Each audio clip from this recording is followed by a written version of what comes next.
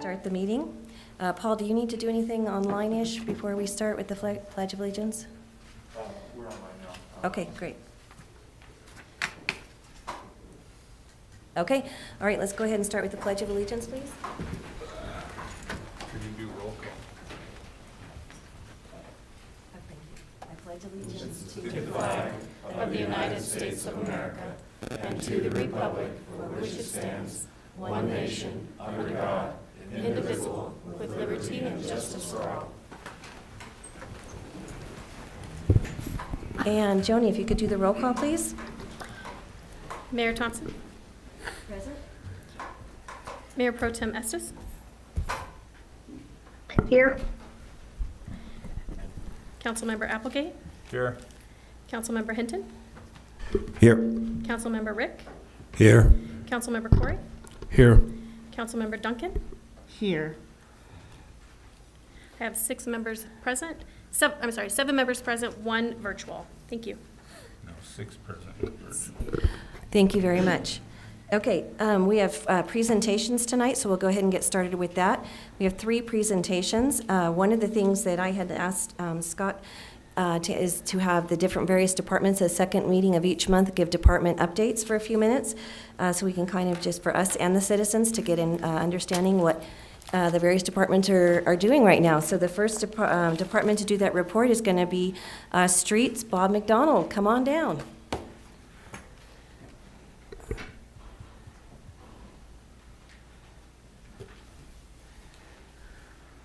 Good evening, Mayor, council members. It's a pleasure to be here tonight. It's the first time that I've had a chance to speak in front of a lot of the new city council, so it's good to be here. I'm going to try to keep it short tonight. My name is Bob McDonald. I'm the transportation director for the city of Fountain. Tonight we're going to focus on streets and try to give you a quick update. I know I could probably speak for the next hour and a half on there, but we don't have that much time, so we'll try to keep it quick. Let me take this off so hopefully I'm a little clearer. Sound better? Good. All right, we'll go ahead and get started. Next slide. All right, first off, I want to talk a little bit about resources. Streets Department, we have 1 director, 1 foreman, and then 8 street maintenance workers. So that's kind of the resources, the personnel resources that we have for the city. Next slide. And you can look at some of our responsibilities. I didn't list them all on there, but that's kind of some of our major responsibilities that we have to deal with through the city. A lot of these things, as I know I have spoken before City Council before, a lot of these things kind of go uncompleted sometimes just based off manning and priorities. And I'll get into that a little bit more as we go along. So again, you can just take a look at a lot of the things that we had to do during the year. Next slide. Priorities year to date. Of course, we always try to stay up with potholes in the city, as you can see, so they don't get too bad. We try to close out our work requests. We try to make that a priority. The My Fountain work request, the government, where the citizens have the opportunity to get online and put in whether they have a pothole issue, a street issue, whether it's a failure, traffic signals, or whatever it may be. That's the best place for the citizens to go online. So we always try to promote that. It gives us the ability to track those work orders a little bit cleaner and easier, and it gives a good response, and we get to communicate back with the public after they're completed. I always try to make personal contact with as many of those as I can. I don't always hit them all, but I try to at least call as many as I can to let them know what's going on, especially if there's going to be a delayed response. If you look at some of those work orders are on there that are on My Fountain, we only have, knock on wood, a few on there right now that we did not close out from last year. And the main reason is some of those were such big dig outs with some streets that are failing. We couldn't get enough asphalt to do the complete repairs before the end of the year. So we had to put them off. We did some temporary repairs to try to keep the streets drivable, and then we'll come back next year and do some more permanent repairs on those streets where they need them. Some of the other priorities we're looking at is replacing 4 of our old heavy dump trucks. And thank you again to City Council. We are moving forward with that, with replacing some of our vehicles, some of the older vehicles that we have that are kind of in a state of, especially some of our snow plows, that any time we deploy them, they usually break within about the first 30 minutes or so, and I've got to haul them back to fleet and get them repaired, usually because of hydraulic leaks, and that's just because of the age. They're just aged out. So we are doing a good job. We've got 2 that I should be able to get put in service here in the next week or so that are brand new vehicles, and then we have 2 more tandems that we ordered that hopefully will be complete and on delivery and be delivered next year. We are having a big problem. One of the large issues that we have with the fleet portion of what I'm responsible for is getting new vehicles.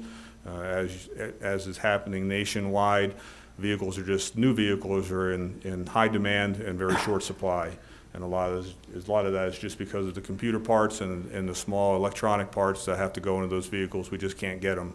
And the same goes with our heavy trucks. The newer ones are highly computerized, and they're just getting harder and harder to find. So we're hoping to see those new trucks mid to late next year, before the next snow season.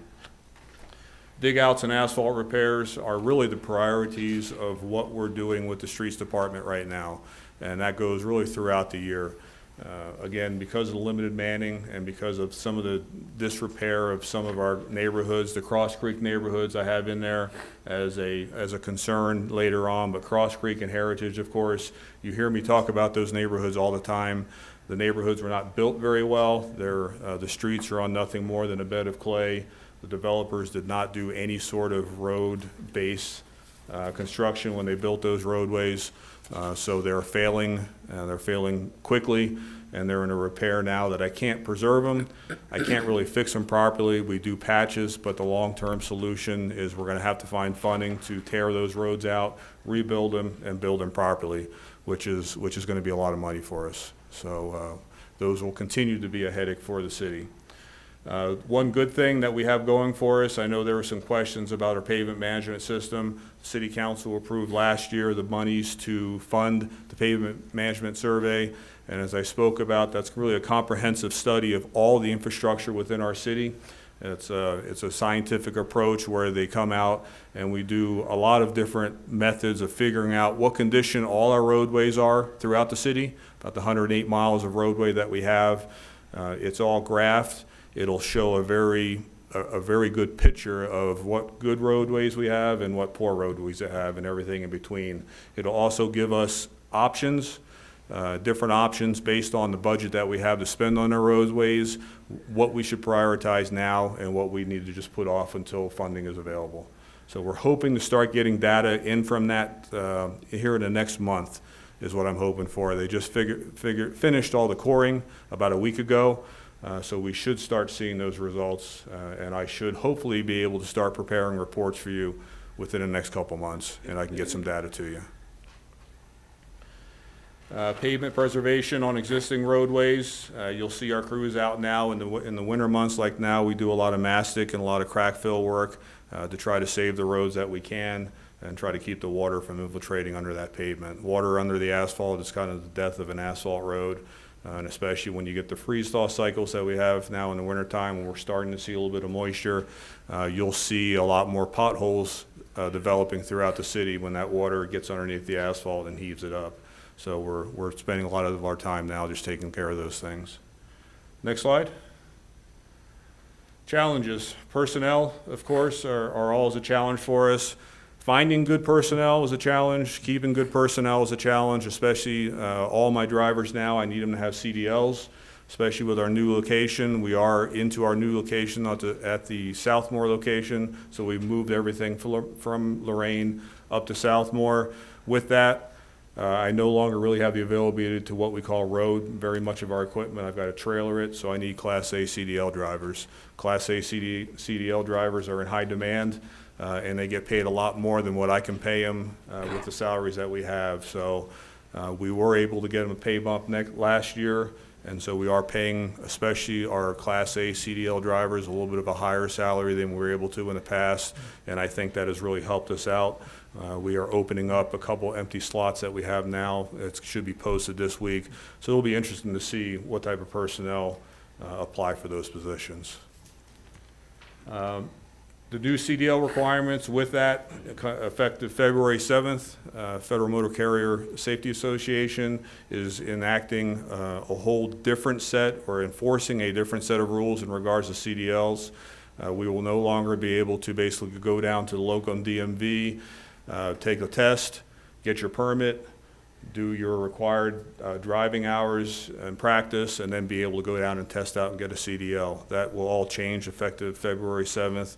There are mandatory registrations with feds now with the Federal Motor Carrier Act, where we have to sign up qualified instructors. We have to hold classroom hours, about 50 hours of classroom. We have to hold up what we call theory time, where they have to go out and work and go through the vehicles, and all that has to be recorded and inputted with the Federal Motor Carrier Association before we can even go down and test. So there's really about 3 weeks of work that has to be done prior to being able to test for a permit. So it's going to change the way we do things. All those requirements, of course, fall on the municipalities. It's another one of those kind of unfunded mandates. So it's going to take a lot of work. I've been calling, I'm hoping to collaborate throughout the city where we can put a system together where we have about 6 or 8 instructors throughout the city. We can hold 2 or 3 classes throughout the year to meet these requirements and still meet the requirements we need for our CDL drivers. So that's going to be something else that I'm working on here pretty quickly, because it's coming up very quick for us. Stormwater maintenance and catching up with past maintenance is all an issue. Stormwater maintenance, we do what we can, but again, that is one of the things that I really would really need a few more people, full-time personnel on, so that I can dedicate some people to those things that if we don't get to them pretty soon, it's going to be like some of the roadways throughout the city. It's going to get to a point where instead of maintaining it for a relatively low cost, now I have to repair it or replace it, which is going to be a high cost to the city. So that's something that we're always looking out for. Vehicle purchases, I talked about that before. It's just hard to get leased vehicles. I came before the city council several months ago about the cost savings, and we'll still see some cost savings with our lease program. My plan was to trade in early about 20 of our light lease vehicles and get new vehicles. Based on the cost and the prices that used vehicles are going for right now, we could actually get new lease vehicles and save money from what we're paying right now, which we will still do, but to a less extent. And because it's going to be a less extent because I can't get the new vehicles. They still want our used ones, but they can't replace them right now. So of course I can't turn them in unless I can get new ones. So that's going to slow down a little bit throughout this year. I talked about Cross Creek and Heritage already.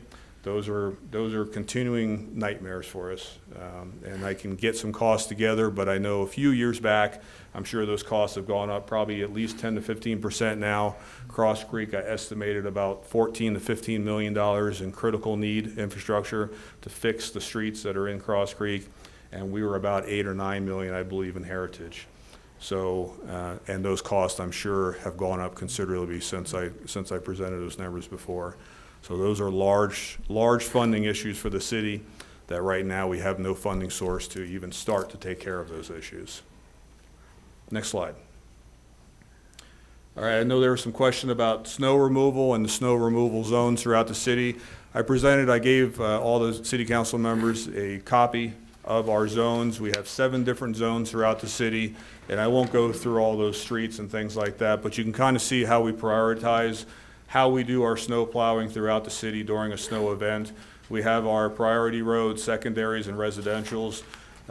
Based on the plows I have and based on the CDL drivers that I currently have, I can never field 7 drivers at one time to work throughout the city. So my goal, of course, is to be able to put a snow plow in each one of those zones.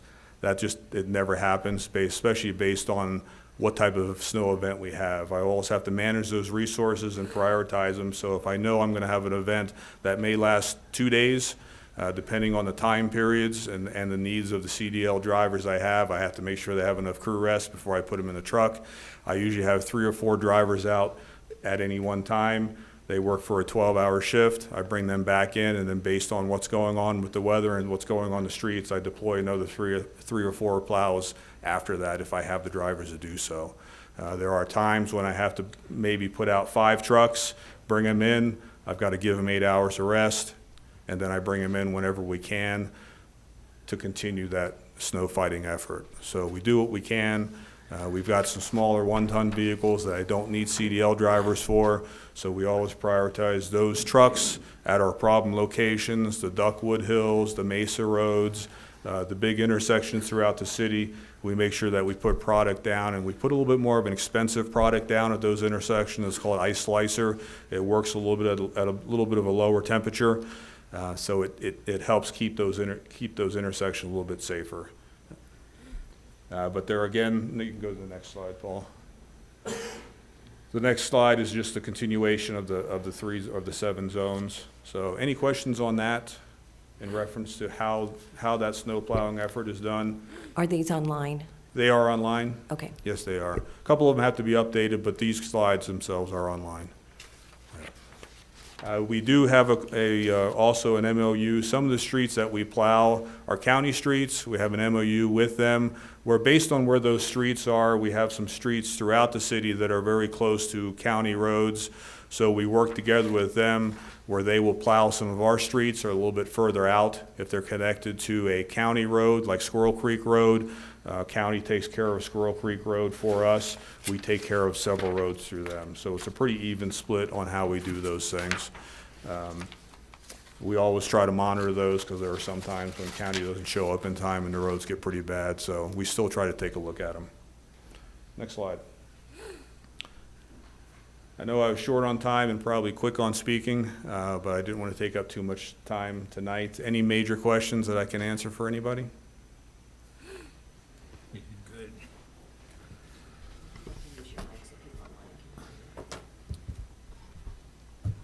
That's it? Anybody?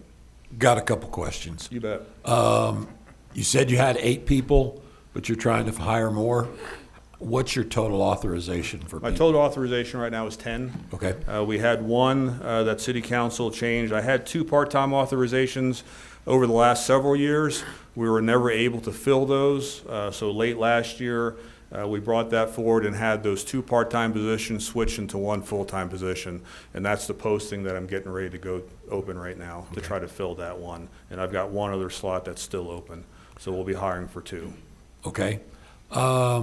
Second, I had this conversation with Todd already. There are companies that you can contract with to do your CDL certifications for you. Correct. There's one down here at Scott's that has it. I would encourage you to look into that. We have. Okay. Their prices are prohibitive. That's fine. They're using, unfortunately, they're using the new needs to their advantage, where they know we really don't have a choice unless we put our own program together. Yep. So El Paso County, I've been working with El Paso County, I've been working with Colorado Springs to try to come up with a solution region-wide. There's some insurance and some other unfortunate restrictions that a lot of the testers with El Paso County can't test our people. They can only test their own drivers, and the same with city. So it kind of leaves us on an island right now that we're just trying to figure out the best answer. Okay. But I did reach out to several of those truck driving schools already, and they want your money. Okay. Yeah. And last thing, you talked about crew rest. Correct me if I'm wrong, but that's a DOT federal regulation that requires certain crew rest after so many work. Is that? Absolutely. It Okay. is a federal requirement. Any CDL driver, if you carry a commercial driver's license, you can only be on the road for so long, and you have to have so much rest out of that before I can put you back into that truck again. Okay, and we are following. Absolutely, we are. Okay, that's all I have. Thank you. Of course we are. Okay, any further questions from anybody? If someone wanted to report an incident in their street during a snowstorm, what is the fastest way for them to report that? In regards to a need for a snowplow? For example, you said sometimes the county doesn't get out there to do link Yeah. fast enough. If it had been, 3 or 4 hours and nobody's touched link, who would they contact? During an event, probably call me. And normally, a lot of those calls go into our front desk at City Hall, and then they get relayed to me. They also call my management assistant, Heather.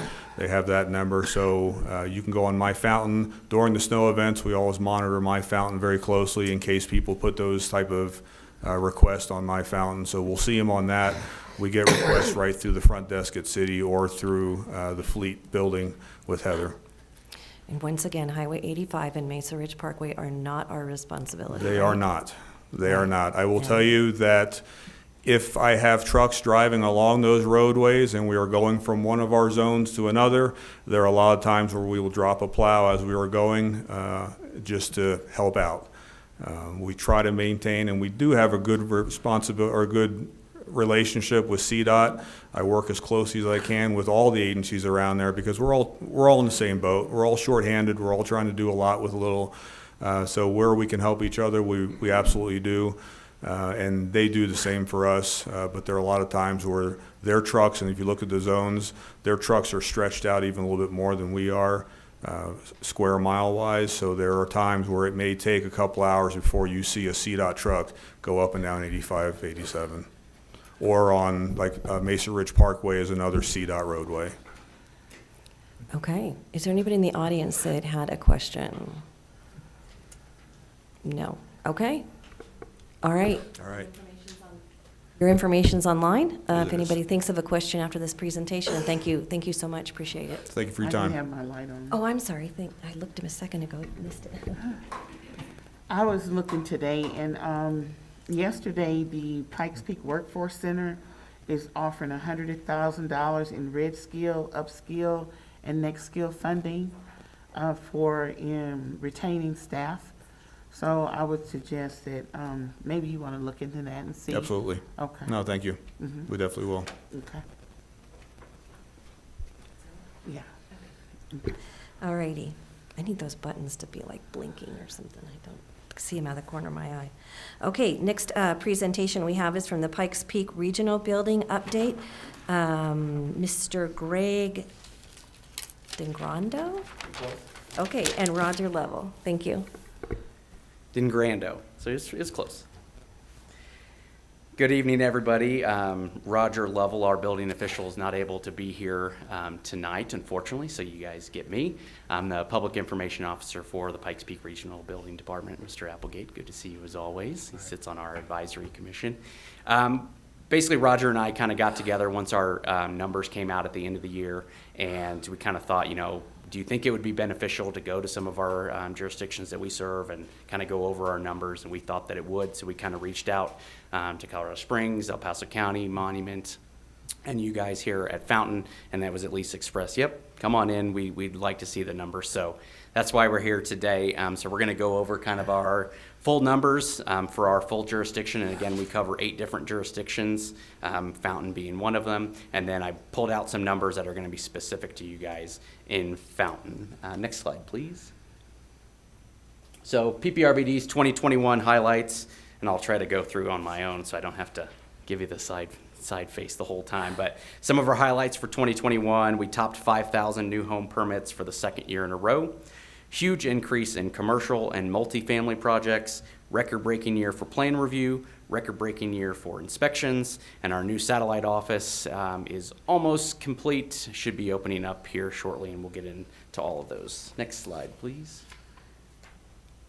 So this is a look at some of the charts that we keep. On the left, you'll be seeing new single-family homes. We keep track of them by month, and as you can see, as you go from left to right at the totals at the bottom, for the most part on single-family homes, we have increased over the past 5 years, except for in 2019, we went down briefly, and then a big jump up in 2020, and then we topped 2020 just this past year by a whopping 4 single-family homes. On the commercial side of things are up and down a little bit more, but you can see a big jump up in 2021. Next slide. Is this your phone? Again, single-family homes. Last year we had 5,072. Of those, 555 were townhomes. That's a 32% increase. Really starting to see the builders kind of look at these townhomes. They're becoming very popular. So a lot of townhomes being built here in the Pikes Peak region. New commercial numbers, 559. That's a 36% increase. And perhaps the big thing that really jumped out to me and to our office is the multifamily numbers. We just saw a huge increase in apartments this past year. Nearly 4,000 units were permitted last year. That's a 147% increase in apartment units. Of those, 831 are in the downtown Colorado Springs area. I think at this point we have about 8 different apartment complexes under construction in the downtown Colorado Springs area. So if you take a couple projects that are unfinished from 2020, at the end of last year in 2021, we had more than 5,000 apartments under construction at the same time. Taking a look at some of the larger projects, projects larger than 3 million, we had 121. That's a 116% increase. 9 projects more than 30 million, and the largest project we had last year was 102 million, and that was the Centura Hospital up on Interquest and I-25. Total estimated valuation for all construction, and this is absolutely everything, not just what's on the list here, but absolutely all permits. We were looking at 4.3 billion for 2021 here in the Pikes Peak region. And I will say, just took a quick look right before I came over, looking at the January numbers, we're already off to a very, very strong start. Let me pull up one of my other sheets here.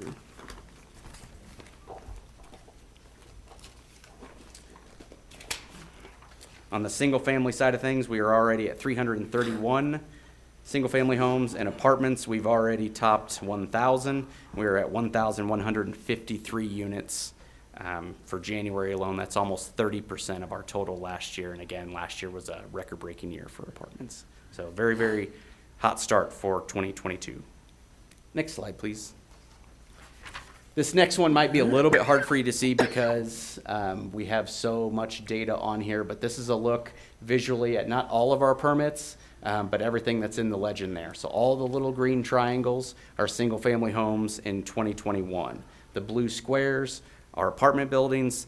The yellow circles are hospital and medical centers, and there's a few, very few red stars, and those are hotels. And again, it looks like a lot, but you really can't really tell until you zoom in on each individual actual neighborhood to really see how many they are, and I'll show you that in our next slide, please. This is a look at Cordera and Wolf Ranch on the left. The light green triangles are going to be single-family homes from 2020, and the dark green triangles are going to be single-family homes from 2021, and on the right is Banning Lewis. Next slide, please. So next up will be Fountain numbers, and a lot of these projects you guys are probably going to be familiar with. Single-family home permits, there were 15. You had 13 townhomes at the East Ohio Avenue, 1 south of Lorson Ranch along Rolling Ridge Road, and 1 northeast of Fountain Fort Carson. A single-family estimated valuation for those is $3.4 million. Residential alterations, you're looking at almost 2,000, so certainly a lot of alterations happening in Fountain, and the estimated valuation there, $9.7 million. Next slide, please. New commercial numbers here in Fountain were very strong, 42. That's a 5% increase over 2020, and some of these projects I'm sure you guys are familiar with, the Fountain Fort Carson Sports Arena, the markets at Mesa Ridge, which is a large retail building or kind of a strip mall area, Salt and Sand enclosure, I believe that's along 85, 87, a car wash, a Dutch Brothers, and a Maverick gas station. Estimated valuation for all of that new commercial, $44.5 million. Next slide, please. Multifamily permits, you guys had 3. They were mechanical and electrical permits from a 60-unit complex at 7110 Cross Creek Avenue. Estimated valuation there, $850,000. Commercial alterations, there were 134. A couple of the notable ones there, the new greenhouse at Fountain Fort Carson High School. There's a 4-plex apartment remodel, a commercial remodel that I believe is the new Goal High School. And the estimated valuation there is $6.9 million. Next slide, please. And the total estimated construction valuation for Fountain in 2020, it was $75.8 million, and in 2021, down a little bit to $65.2 million. Next slide, I'll give you the visual on Fountain. Obviously, you can see to the south is where the Fountain is, and I did leave Lorson Ranch just for proximity purposes off to your northeast. Next slide. So the next slide is just zoomed in a little bit more on Fountain. You can see those are those townhomes that are lined up along Ohio Avenue. Next slide. And this is just a closer look at Lorson Ranch, because that is the largest development and closest one to you guys. You can, again, see the light triangles are 2020, and the dark triangles are 2021. And one more slide, I think I zoomed in again. Yep, and that's just a closer look at Lorson Ranch.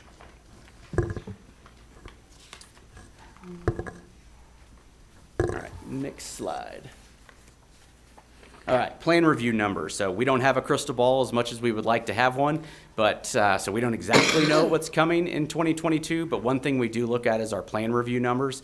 Plan reviews lead to permits, permits lead to construction, construction leads to inspections. So we look at our plan review numbers to kind of give us at least somewhat of an idea of what's kind of coming down the pike. And in 2021, it was the second year in a row we had a record-breaking year for plan reviews coming in. So new single-family homes, those numbers were actually down slightly, but we certainly made up for it in other areas. Residential alterations up 26%, new commercial up 81%, new multifamily, as we talked about already with all those apartments, we were up 312% on multifamily plans coming in. Commercial alterations up 16, and total plans 16,152. That's an 18% increase over last year, or excuse me, over 2020. Next slide, please. Inspection numbers. Record-breaking year for our team out in the field. 2021 total, 345,513 inspections. That's a 5% increase over last year and the busiest year we've ever had here at PPRBD. We have 74 field inspectors, 12 seniors and chiefs. The department averages about 1,372 inspections a day, and that comes out to about 19 to 20 inspections per inspector. And one of the big things that really helped us out in 2020 and in 2021 was what we call virtual or electronic inspections. We've done this for years, but it really became kind of more necessary because of the COVID and the pandemic and whatnot. So whenever possible, we are encouraging homeowners and contractors to do these. And you can't use a virtual inspection for absolutely everything, but to give you an example of one is if you were building a deck, our inspectors came out and said, hey, you're missing some nails here, you're missing a hanger, fix that, and then you can send us a photo. That way our inspectors don't have to physically come out to the house. We don't have to risk any unnecessary exposure because of the pandemic, and it also saves us a lot of time and resources. And it's also a lot better for the homeowner and the contractors because those virtual inspections are actually the first inspections that we do. So those are almost all completed by about 9 a.m. Whereas if you called in what I would call the classic inspection, you might get an inspection at 9 o'clock or it might be 4:30 towards the end of the day. So anytime we can encourage people to do those virtual inspections, we highly encourage it. Next slide. This one partly because we have some new members on the board. Our fees, Regional Building has some of the lowest building fees in the entire state of Colorado. When it comes to single family fees, we have the lowest fees. And in some cases, if you look at, say, Aurora, I'm cheating because that's the highest one, it's not even close. So Pueblo would be the next closest to us. Next slide. On commercial building fees, unfortunately, we are second only behind Pueblo, but it is very close. And that is for the most, one last slide. This is a look at our new satellite office. This is up north. This is going to be kind of right along Towers Road near Union, so just south of Pine Creek High School, if you're familiar with that. This location of this building is strategic. The majority of our building construction is happening up north, so we wanted to put our satellite office up there to make it easier for our homeowners and for the contractors working up there, make it a little shorter drive for them. Our main facility, which is located just east of Memorial Park in Colorado Springs, that will remain open. So even though we're opening the main facility, it's going to help people up there. People down in Fountain and in Colorado Springs, it's going to be good for them too, because that will be that many less people at our main facility, so they'll be able to go through. We will offer everything at this facility that we offer at the main office. We'll have permitting, licensing, plan review, and we will have an area for our inspectors, and that's just an efficiency side of things. Our inspectors that are working the north part of the county will go there. They'll work for about an hour getting their day set, and then they will go out to their areas. In the past, what we had done is all of our inspectors used to come into the building, and they would then immediately turn around and go back out. And some of our inspectors that live up north, it just didn't make sense. It was kind of some unnecessary driving back and forth. So with that, we don't exactly have a hard date on when we're going to open. We're opening very, very soon. We will certainly let everybody know. We'll blast it out to the world on social media and our website. Whenever that opens up, we're open again very, very soon. And with that, I will do my best to answer any questions that you might have. Is that whole building, the satellite building?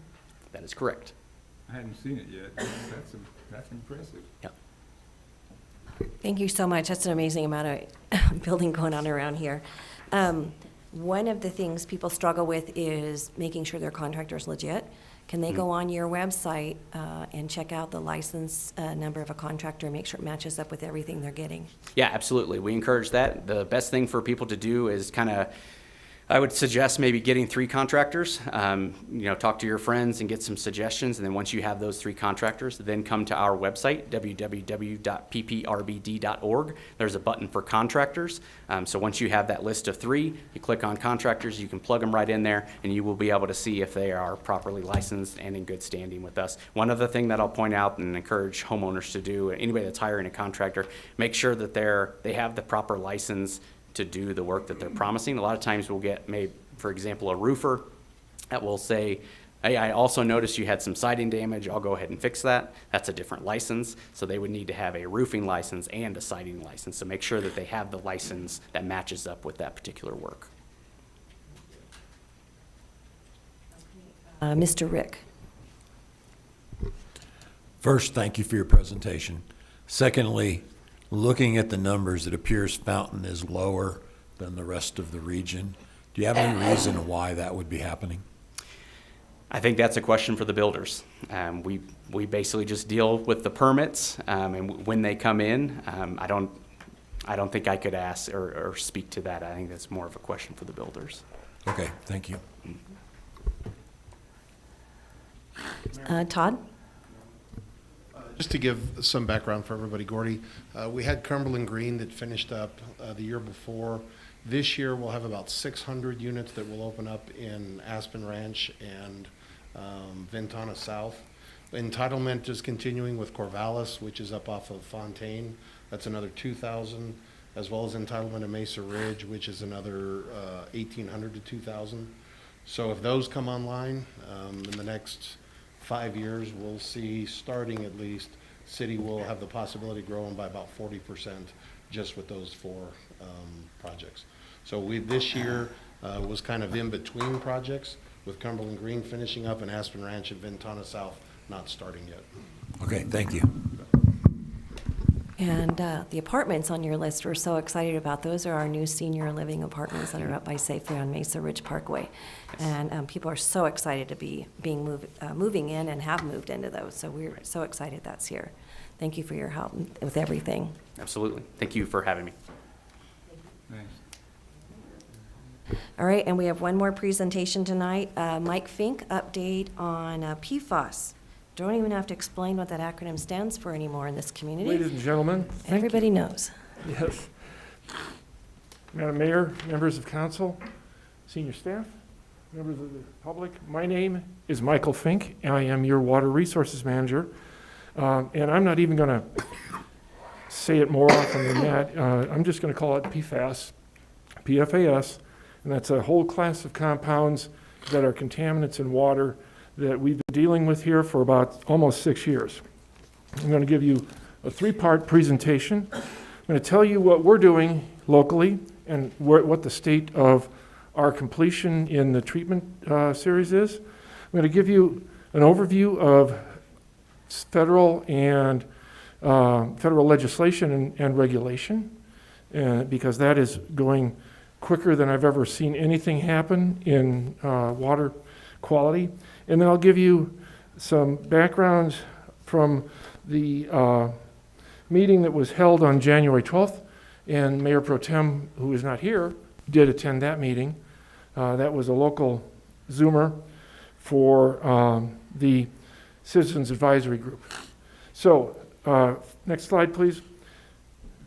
the State of Fountains mitigation project, we were provided 2 granular activated carbon plants, GAC is what it's termed as, and these were installed and operating in midsummer 2018. These treat groundwater from wells 2 and 3, and they produce water to a non-detect level for the PFAS. We cannot in the labs detect any kind of contamination from the groundwater. The Air Force contracted with the Corps of Engineers to design and construct the mitigation process plant, and that construction began in June of 2020. The construction is currently suspended on the system until the city builds the structure. The city designed the superstructure, bid the project, council awarded the project in April last year, and we kicked off the contract last year. The steel is being fabbed right now and will be delivered in February. When the steel is delivered, it goes up very quickly. You saw that when we did the utilities building. And then the Corps' contractor will come in probably in April, begin the shakedown and commissioning of that treatment plant. Once the system is commissioned and Fountain receives approval from Colorado Department of Public Health and Environment to deliver treated water from the ion exchange, we will begin operations. That plant is expected to be producing between 800,000 and 1 million gallons per day from Fountain's 4 wells. The GAC plants then will be ceasing their operations when this other plant, which uses an ion exchange technology, comes online. The city does own those 2 GAC plants. There is a possibility for using them in different locations in the future. Next slide, please. In January 2016, this is a little history about why we are doing this. The US EPA issued a health advisory limit for 2 of the PFAs, and they are PFOA and PFOS, which is a shortened acronym for a scientific name about that long. But they're currently have health advisory limits of 70 parts per trillion concentration together. These are not enforceable regulations. These are advisory, and they are based on a lifetime of exposure. Fountain has chosen to treat the well water to a point where laboratory testing cannot detect any PFAS in the delivered water. When we could not use well water from 2016 through when we got the GAC plants, we used exclusively surface water from the Pueblo Reservoir that's treated through the Fountain Valley Authority plant just south of the city. So the US EPA has defined under Director Reagan the PFAS strategic roadmap, which, among other things, consists of adopting a national PFAS testing strategy, compelling manufacturers of these compounds to conduct and fund studies. They are including 29 PFAS compound in the 5th Unregulated Contaminant Monitoring Rule, UCMR 5. This testing will be conducted nationally in 2023 through 2025. To give you an idea, this happens on a regular basis. UCMR 4 just concluded early last year. UCMR 3 was back in 2013 through 2015. That's what first detected the PFAS in Fountain's groundwater.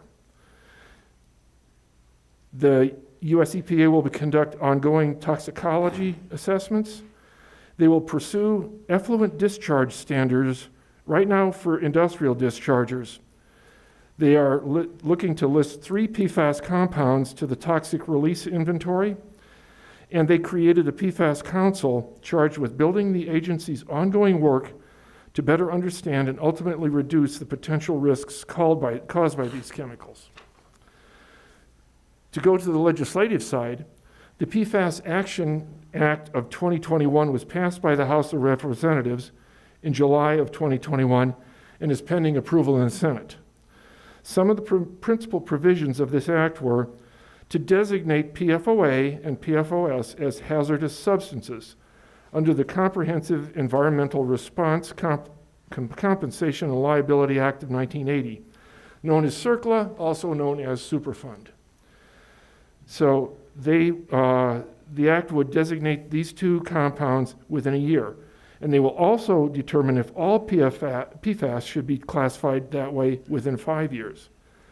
This will require that all PFAS be tested for toxicity to human health within 2 years. This would instruct the EPA to establish drinking water standards for PFOA and PFOS within 2 years. These are enforceable, not advisory, as we have now. These are drinking water standards equal to the standards that all utilities test and treat for. There's 92 different compounds that we test and treat for nationwide. EPA would be required to designate PFOA and PFOS as hazardous air pollutants within 180 days of enactment of this legislation. EPA will be required to create wastewater effluent limitations, guidelines, and standards for certain industrial processes for PFAS within 4 years. And you can see that the EPA, under Director Reagan, is actually ahead of where the legislation is. They're working proactively on that. And we heard a little bit about that in the Zoom call on January 12th. The Community Advisory Panel heard from the community sampling staff. They are actively soliciting people to have their bodily fluids analyzed, people who have lived here locally for a good long time, so they had the exposure, to see just how much uptake into the human body it is. Then we heard from Bob Benson. He's a toxicologist with the US EPA. He and I presented jointly 2 years ago at Water Congress on this topic. He had some new information for us.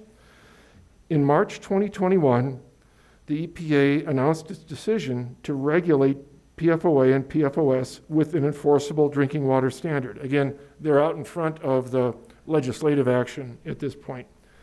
They noted that the EPA might decide to pursue regulations for other PFAS compounds, not just those two, if the health assessments could be finished in time to meet the schedule.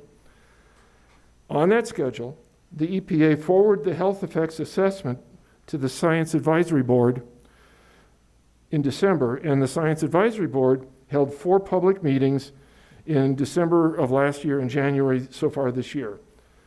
The health effects assessments, supported by scientific information that's been published since 2016, so since we were all made well aware of this, indicate that PFOA and PFOS are much more hazardous to public health than previous studies shows. Mr. Benson outlined the EPA's schedule that could have a final rule in place by September of 2024. The way the regulations for rulemaking in the EPA, that is absolute double light speed to get it done within 3 years.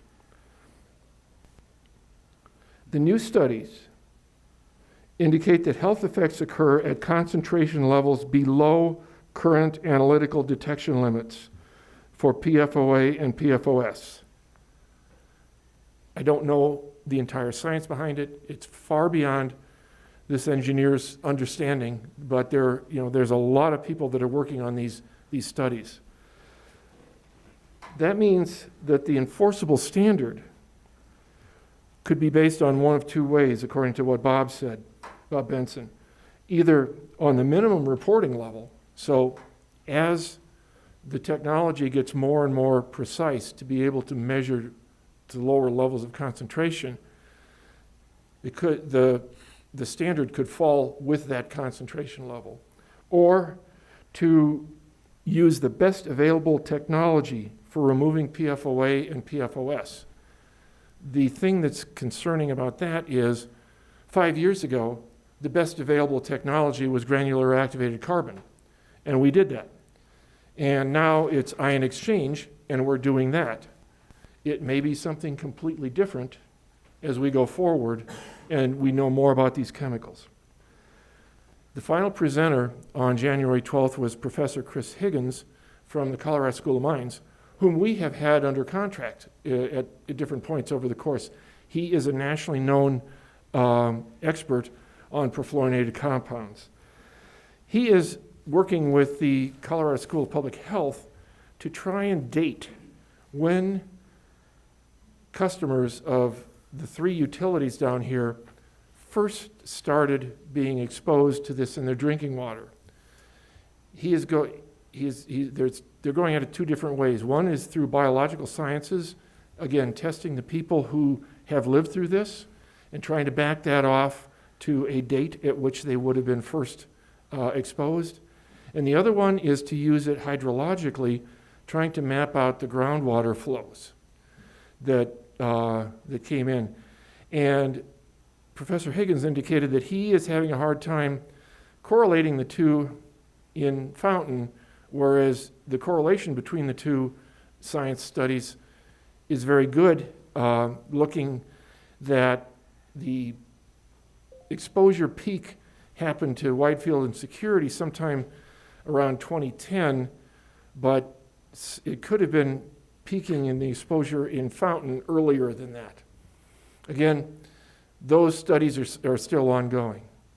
So I think that, some of you have not been exposed to a lot of the reporting on this, except as citizens. You've come on the council relatively recently. Some of you that have been here for several years have heard this over and over again, but it is an evolving science. We are dedicated to bringing you safe drinking water, and that's how we're doing it right now, with the help of the Department of Defense and the Air Force. I'm available for questions. Please don't ask me questions about some of these biological things.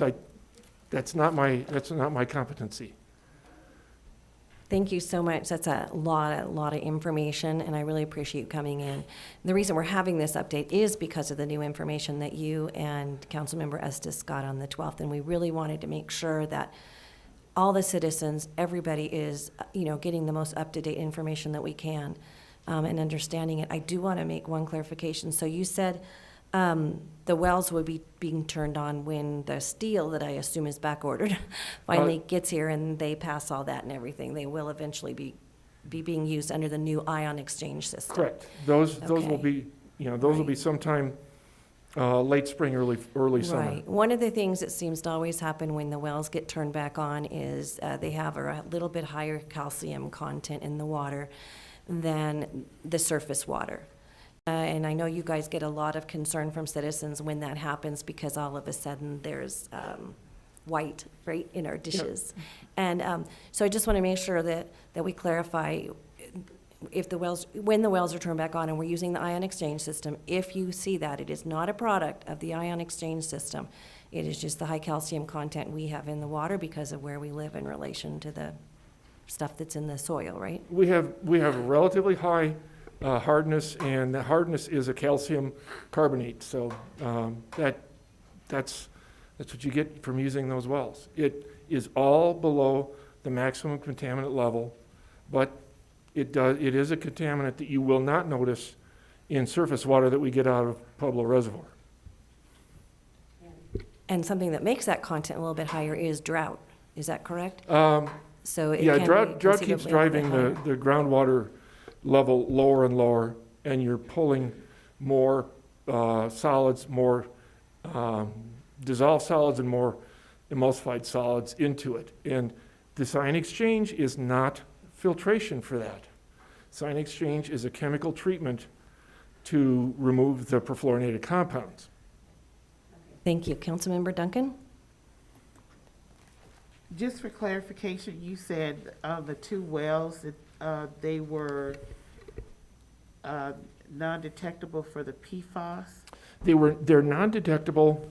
We are delivering water that is non-detectable for 6 of the different perfluorinated compounds. There are only 2 of those compounds that have the health advisory limit. But we have been treating those. We sample 6 on a biweekly basis. We sample 13 on a quarterly basis to see how things are going. Some break through sooner than others. It's the chemicals act differently with the media that treats it. So, but we go for a non-detect on the water we deliver from that groundwater. And that, I believe, did we pass a resolution, or was that just a? Yeah, we passed a resolution on that 2 years ago, right? Year and a half ago? Yeah, about a year ago. That we told our customers that we will treat the groundwater to a non-detect concentration. Right, I just wanted to make sure my notes were correct. So when you say non-detectable, can you explain that to some people that don't know what that means? Parts per trillion is what we're talking about here, which is all, everybody's used the simile of a teacup in a train load of tankers, cars. That's the concentration we're talking about, that's allowable. We treat it to where the laboratories cannot detect it in the samples that we take from our wells. So, as the laboratories get better, that's where this business of the possibly floating enforcement standards will come in, which is going to be a real challenge. But we've pledged to our customers that that's what we're going to do, and that's what we have been doing. Thank you. The product, the PFAS, with the GAC system, it gets in the filtration systems, and those are picked up and disposed of by a company. Yes. What is going to happen to the ionics exchange water? The same general outline is followed. Our neighbors to the north, Whitefield, actually proactively permitted an ion exchange plant and ran it for 4.5 years before they had to change it out. We were changing it out, our GAC, almost once a year. And the expense is about the same. The providers, the vendors for these media then take it and dispose of it, usually in high temperature incineration. Now, if these contaminants are designated as hazardous waste, then you have a whole different dynamic, and to us, that means a higher cost because currently our GAC is incinerated in Pennsylvania. So to take a hazardous chemical across state lines is a different process, a different permitting, and a different cost. So with higher regulation comes some higher costs. You know my famous question, right? Who's going to pay for that? We have an MOU, which is a memorandum of understanding with the Air Force, and an environmental services agreement with the Air Force. The Air Force, until March of last year, was paying all of the expenses of the treatment and the change out, our personnel, the testing for the GAC plants. How can I put this? The groundwater got better. And because the groundwater, the original raw water, is less than that 70 parts per trillion, the Air Force notified us they would not be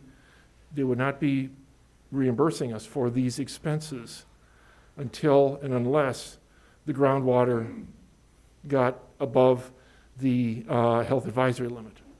Now, we have negotiated a new MOU and a new ESA that recognizes that these regulations may change. Unfortunately, I haven't seen it come back from the Air Force yet. We're still waiting for that. So hopefully we will.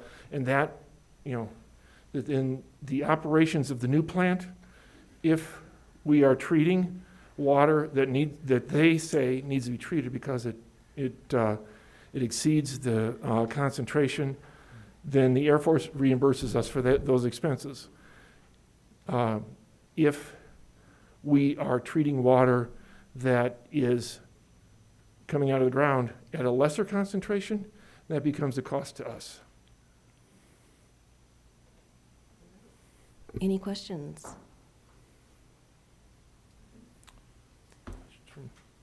Any questions from anybody in the audience? You did a great job. Thank you all. Thank you And very happy Robert Burns Day, much, Burns. the poet laureate of Scotland. Oh, okay. All right, thank you. That one isn't right on I have the a tip of comment, my tongue. Mayor I'm Thompson. sorry, Councilmember Estes? Yes, I just want to tag on, I was at the same meeting with Mr. Fink. And if anybody in the Fountain area is interested in participating in the study, the research study that is being conducted from the Colorado University School of Public Health by funding from the Agency for Toxic Substances and Disease Registry, which is part of CDC, they can call in to get scheduled. The number is 719-425-8828, or go online to their website, and it's co-scope, coloradoscope.org, and they can get signed up to participate in the study. That's it. Great, thank you very much. Thank you, Mike, appreciate it. And thanks for all the hard work on that. All right, we're going to go ahead, if it's okay with the rest of the council, we're going to go ahead and go through item 6, and then before we get to consent agenda, we'll take a short 5-minute comfort break for everybody since we've been here almost an hour. So let's go on to item 4B, Board Commission Committee, appoint one regular member to the Planning Commission. Ms. Martinez. Good evening, Christy Martinez with the City of Fountain Planning Department. The item before you tonight is to consider an appointment of Ms. Eris Anderson to the Planning Commission to serve as a regular member. She would be fulfilling a term that was previously vacated by Member LeBlanc in March of 2021. The vacancies on the Planning Commission have been advertised in the local newspaper, the public information boards, as well as social media multiple times during 2021, all resulting in the city receiving this one sole application for consideration tonight. Thank you. All right, is Ms. Anderson here? Would you like to come up front?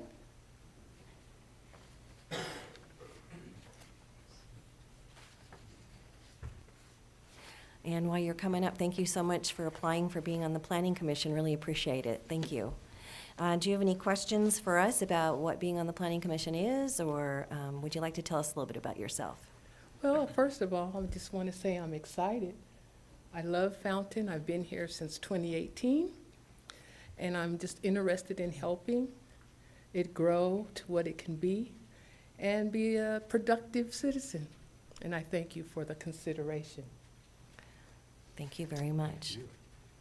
Okay, I don't see any questions from anybody on the council. I don't see any buttons lit. Does anybody have a motion?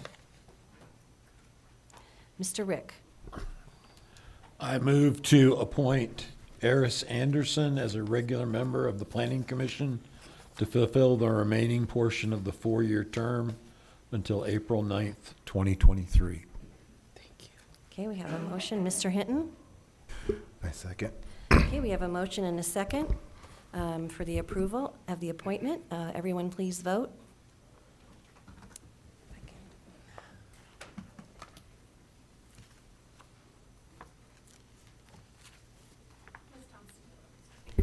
Ms. Estes, how do you vote?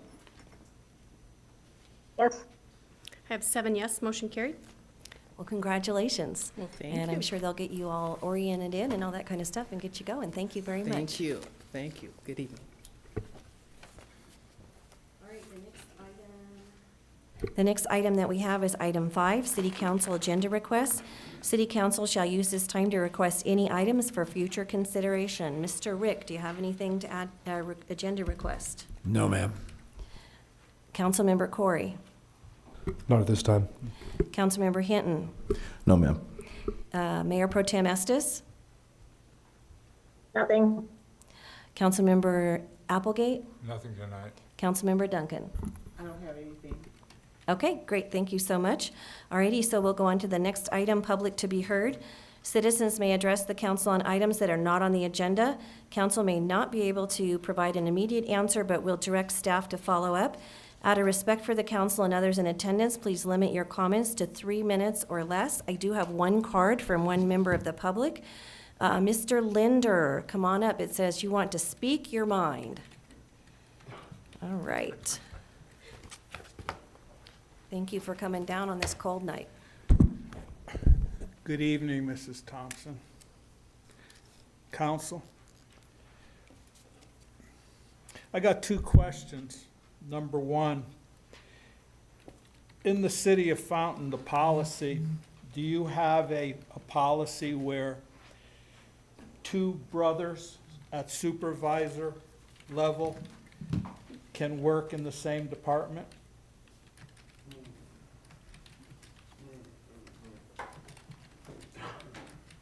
Off the top of my head, Al, pertaining to family members, we do have a policy that we attempt to keep family members separated in separate departments. Yeah, I'm not sure if that's written in a policy or if that's just best practice. I'm just gonna bring up names because, but they have nothing to do with this. Carl Christian, many years ago, Robert Christian, supervisor, they weren't allowed to work together. Why? I mean, typically, it's just a best practice so that you keep not only the chain of command clean, that you make sure that you don't have family members supervising or evaluating other family members. Part two of my speech here. Mr. Corey Applegate, I don't know you. You could be a fantastic person. You could be great for the city of Fountain. What I'm upset about is that board right there where it says Corey. I'd like to see two Applegates up there because it's very misleading to the people of the city when they come in. I don't think too many people know that there's a father and son that are sitting on this board.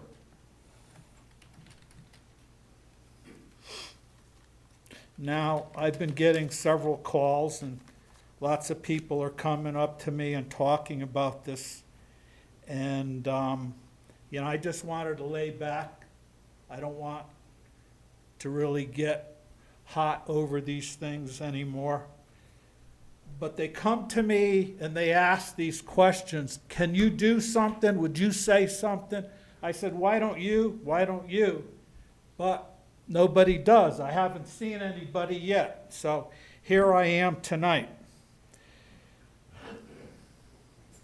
How is it that this could happen? Because what just happened here, you set a precedent.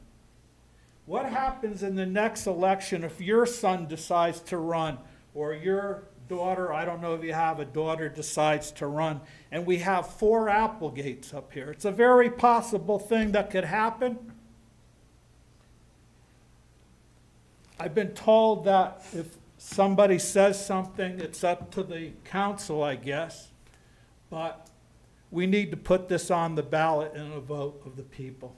I think this is very wrong. No disrespect to you. I just believe it's wrong. And I need to see something on the ballot, and I'd like to talk to the attorney one day and possibly see what there is to do to get this on. Thank you. Thank you, Mr. Linder. And I'm sure you'll follow up with him. Thank you. All right, and Todd, you will too. Thank you very much. All right, is there anybody who didn't turn a card in that wanted to speak that's in the audience? We're going to do audience first, and then I'll look online. Okay, not seeing anybody jumping up. Give me just a second here. I am not seeing any hands raised online.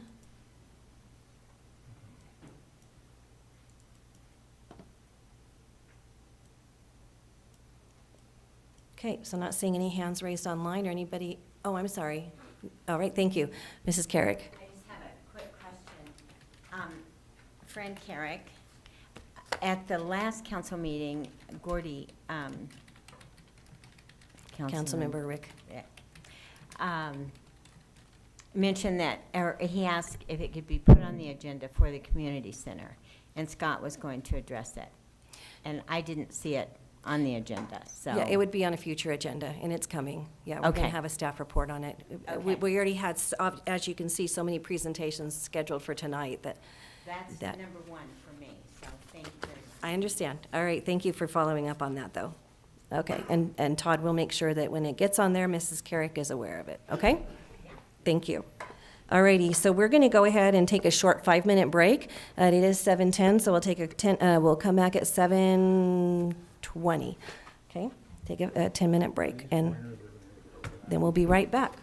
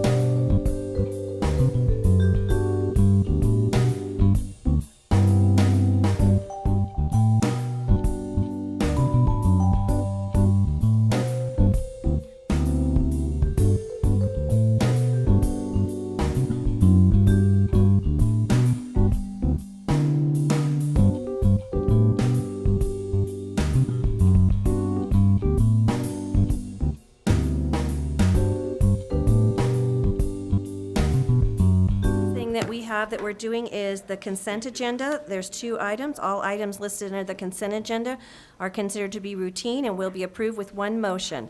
There will be no separate discussion of these items unless a council member or citizen so requests, in which time the item may be removed from the consent agenda and considered separately at the discretion of council. Trying to speed up the meeting. Is that good enough? All right, there's items A, B on the consent agenda. Does anybody want to pull off item A or B? Don't see any buttons? Okay, let's see a motion, please. All right, Councilmember Rick. Move to approve the consent agenda as written. Councilmember Hinton. Second. Okay, we have a motion and a second. Please vote.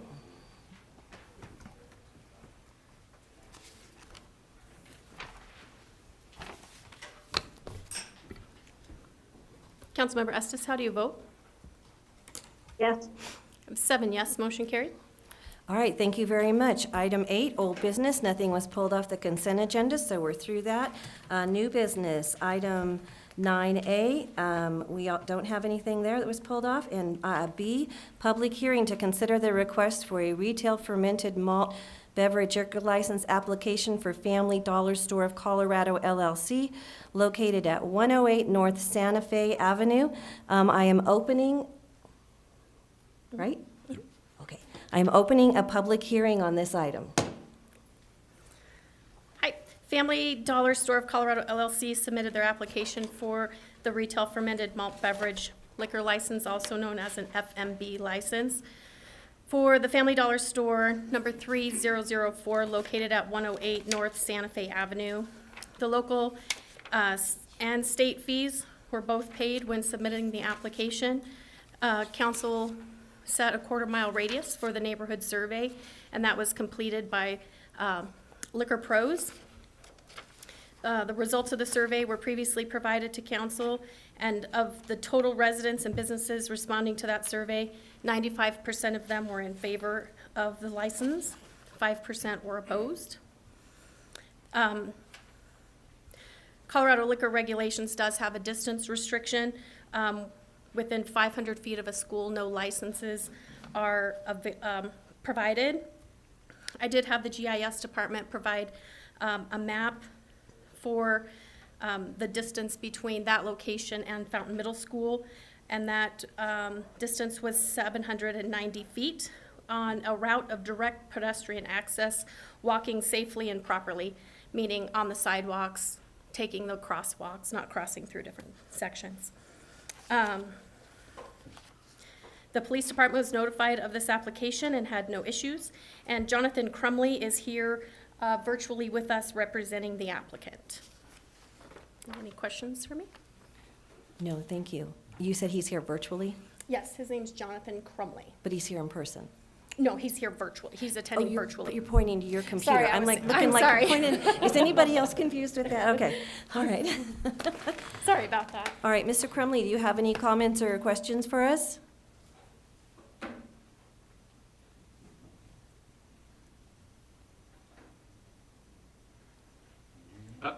There we go. I'm not muted. Yes, no questions at all. Thank you. And I was confused too that I am not in Colorado. That would be a shock to my family and wife, but we do appreciate your consideration and we hope you approve it.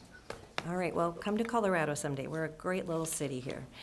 All righty, Love does to do it. anybody on the council, I don't see any buttons lit. Does anybody have any questions for this, for city clerk or for Mr. Crumley?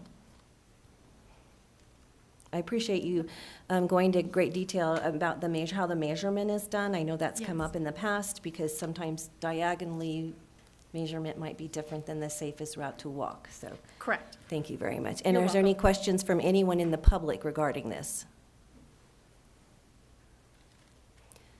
Okay, seeing no questions from the public, I'm going to close the public hearing. What would council like to determine? Councilmember Duncan? We have a list of violations from, Okay. yeah. I'm sorry, hang on just 1 second. Is it okay for her to ask her question now, or should I open the Yes. public again? No, she can go. Okay. Okay. We have a list from stores in Texas, Virginia, and North Carolina, so do we have any violations here in Colorado? Tony? No, no, ma'am. And those are, they're under the Family Dollar umbrella, but in those states, and they're isolated incidences.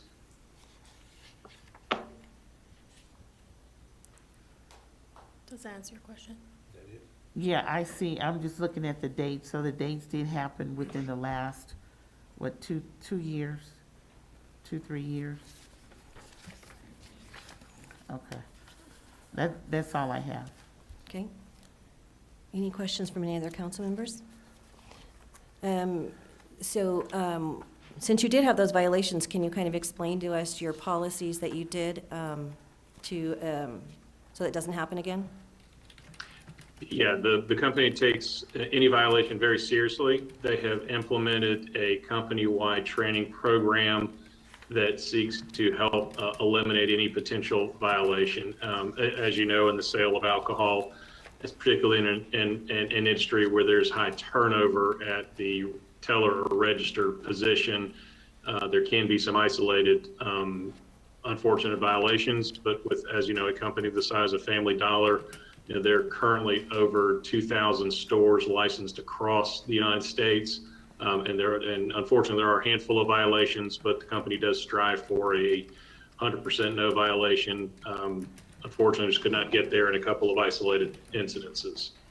We do the training of every register. We train them on checking proper ID, on evidence or indications of intoxicated purchasers, and we have a system within the register that requires the review of proper ID before the sale is completed.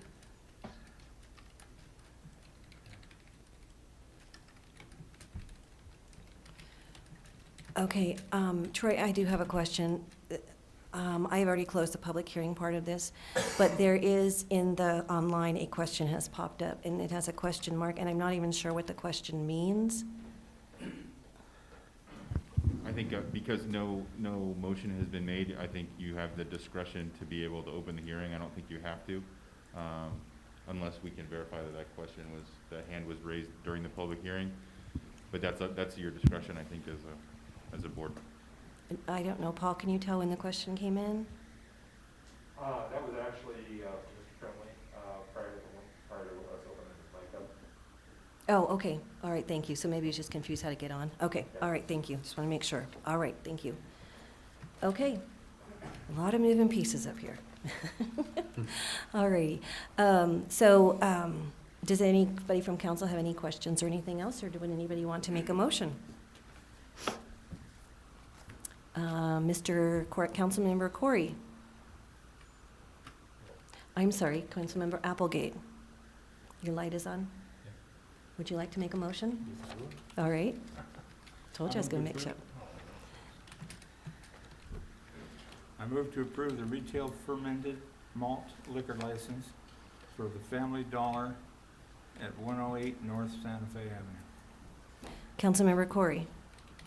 Second that motion. Okay, we have a motion and a second. Please vote.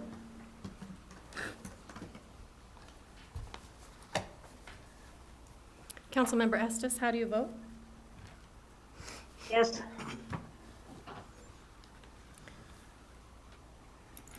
I have 6 yes, 1 no. Councilmember Duncan voting no. Motion carried.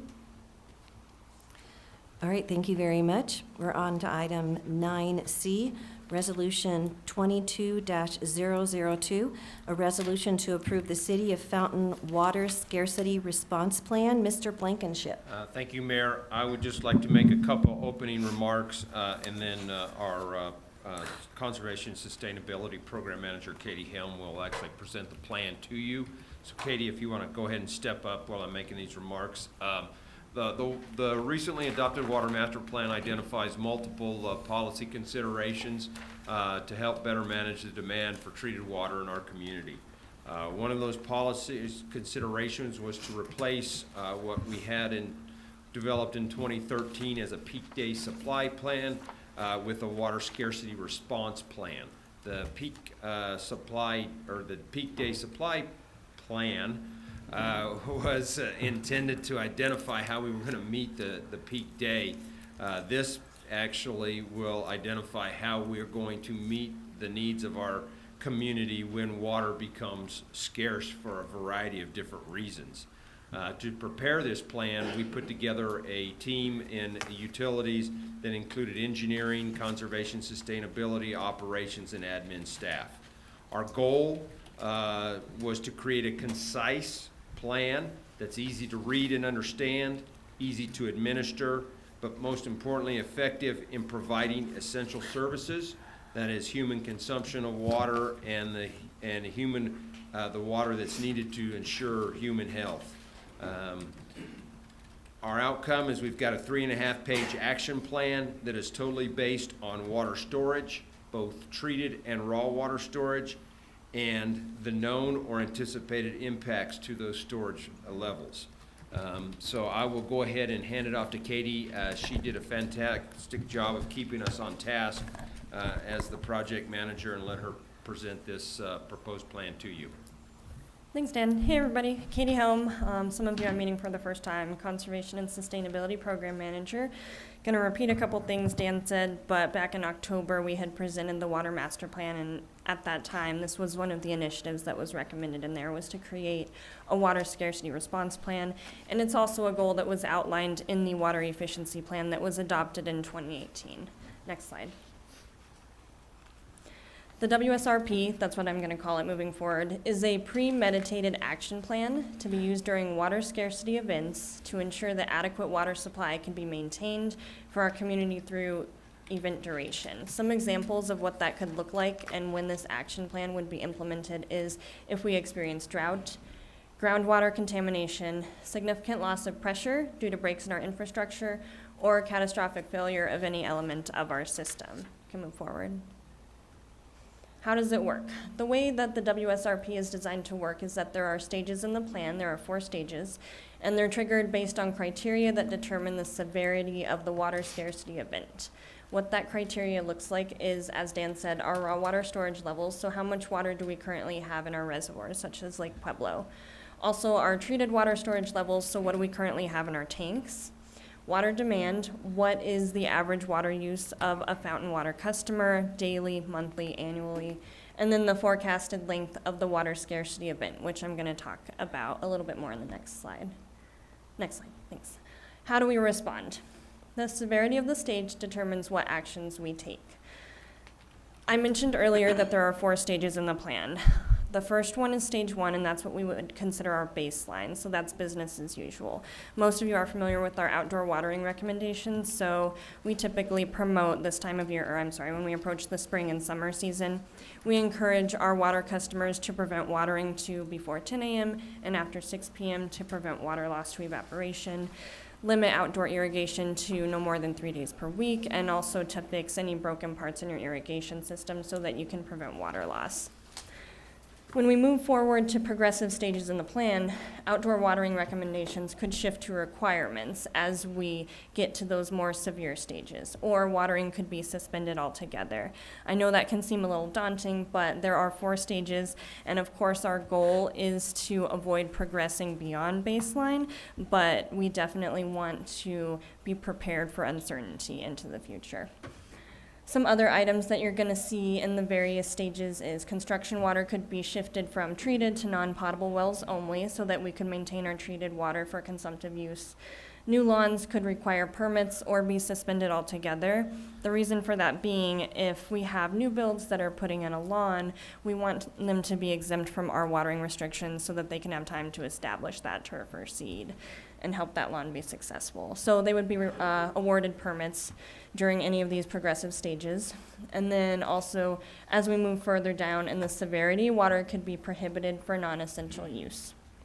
One thing that you're going to notice in stages 2 through 4 of the plan is that there are basically 2 scenarios. So one is sustained and the other is short term. And I just want to give you some examples of what that could look like.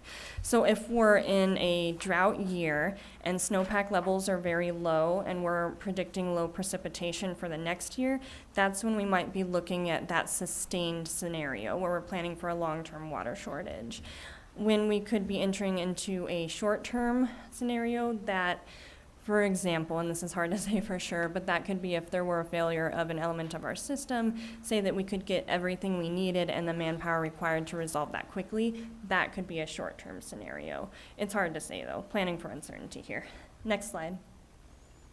Why is this plan needed? By having this action plan prepared in advance, we can continue to meet our water demand during scarcity events while lessening adverse effects to the following: local economy, environment, public health and safety, and lifestyles. Like I mentioned before, this was an initiative that was recommended in the Water Master Plan and also aligns with goals in the efficiency plan. So with that, I'll open it up for any questions. One of the things I was curious about, and a lot of work again on these plans, thank you very much, everybody, was how do you enforce this? You know, how do you, because when you're talking about somebody who is potentially spent $10,000 to $15,000 to put landscaping, especially in their backyard, right? Or their front yard even, you know, for this beautiful new home they just purchased. How do you enforce it? Because even when we had, I think it was stage 2, where it was every other day a few years ago, we really found we didn't have a way to enforce it beyond going out and just saying, would you please, you know, help us out? And of course, I'd say most people did. But how does it become enforceable otherwise if we're just kind of spinning our wheels here? That's a really great question. So we have begun conversations as far as what does this look like in practice? Because if we did it tomorrow, do we have the resources we need to be successful in stage 4, for example? We're definitely still drafting what the internal procedures look like. But a couple ideas offhand is if we need to shift into required watering restrictions, then we would rely strongly on the community to respond to our situation. But as far as enforcement, that could look like potentially temporarily placing those duties with some of the water field technicians, or maybe reaching out to neighborhood services and seeing if they had capacity. Aside from that, I've drafted some temporary job descriptions where if we needed to the next day post some of those so that we can have someone driving around, we could do that. But that's all stuff we need to talk a little bit more about before we have a plan in stone. If I can interject something here too, we are also looking at possibly the drafting of what's called a water waste ordinance, and that would give us some enforcement abilities. As it's written, we would basically be looking for voluntary cooperation, but we will be back with a water waste ordinance as a proposal that will then enable us to take enforcement action if that's what the council's desire is.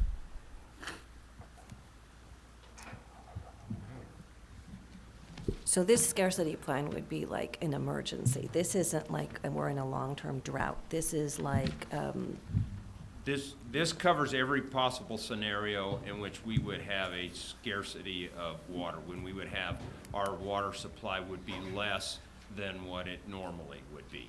So, and it comes into the 4 different stages like Katie was talking about.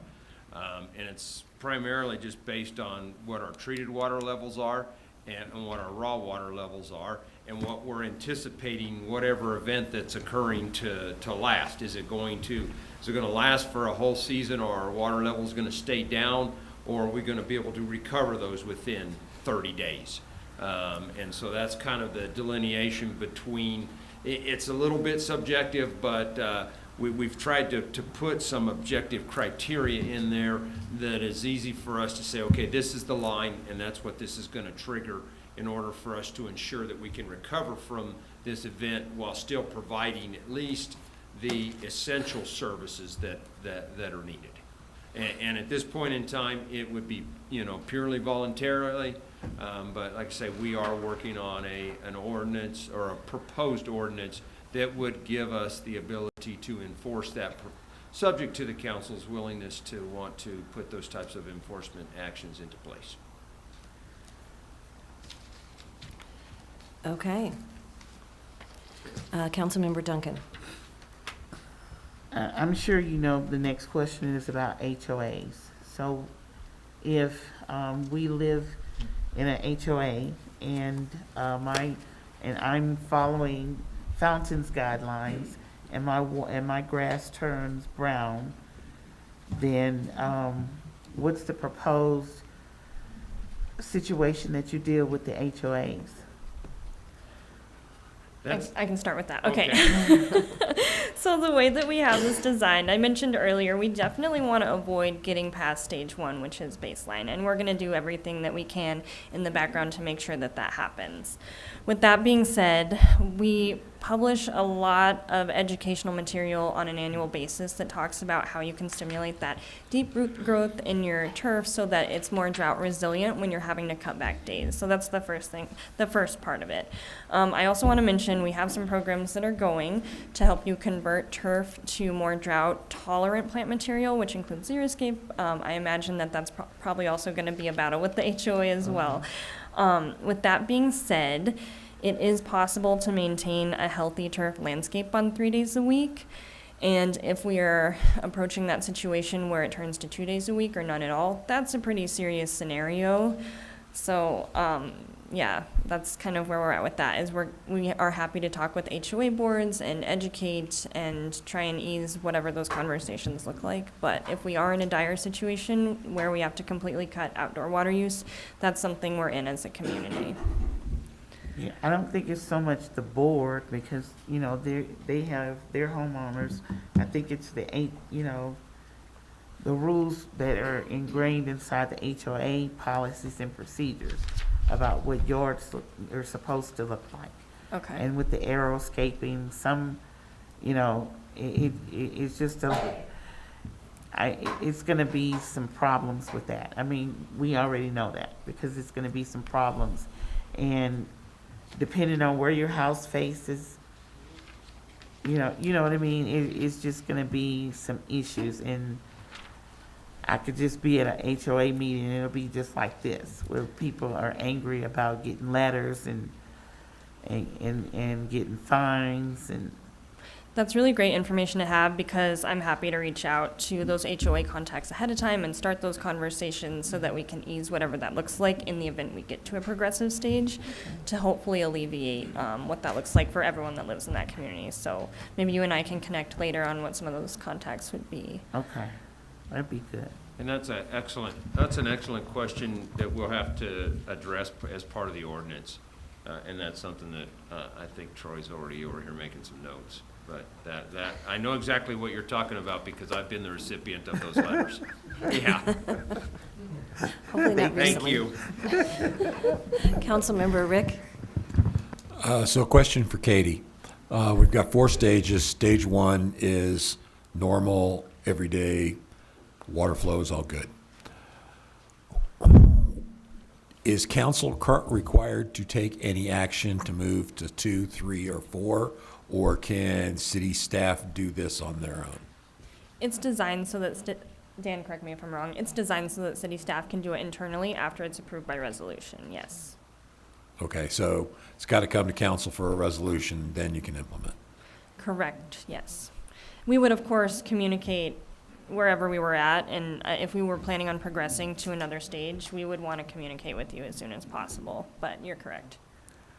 Okay. I get where you're coming from. My concern is one of the scenarios you talked about was there's a massive break and we've got a massive loss of water pressure. Mm-hmm. We need to do something right away. You know, getting council together on that short of a notice to give you authorization to implement could be dicey given the fact that we have to give public notice before we can have a meeting. So I would ask you to take, when you come up with your ordinance, you take a look at that. One of the things that we do have a section in this response plan that is entitled Authority to Implement. And what it states is the utilities director may implement the water scarcity response plan to maximize water efficiency during water scarcity events.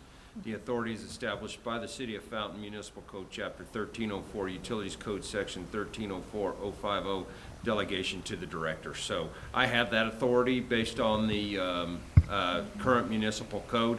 And I think what Katie's trying to say is that, you know, if it's an absolute emergency, we're going to enact it. But I've made the commitment to the council that under that authority that you have entrusted me with, that I will always advise you of what I am doing. I'm okay with that. Thank you. And Gordy, just to follow that up, any exigent circumstances that has anything public safety wise, massive infrastructure damage you're talking about, those decisions can be made at the lowest level on scene at that moment. Stop the action, and then we'll deal with the rest later. Okay. Thank you. That's all I had, Madam Mayor. Thank you. Any other questions from any council members? Are there any, were you done with your presentation? Okay, I think I have at least one person in the audience that would like to ask a question. Okay, Mr. Linder, if you could come up.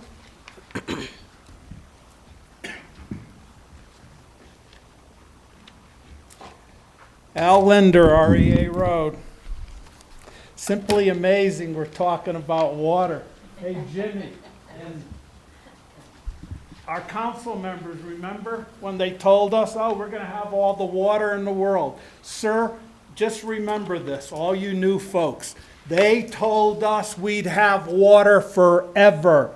And when I sat on that council, and he sat on that council, and he sat on that council, you know what I said? When it dries up and you turn the valve, there's no freaking water. You can buy all the water you want, and that's what they tried to do.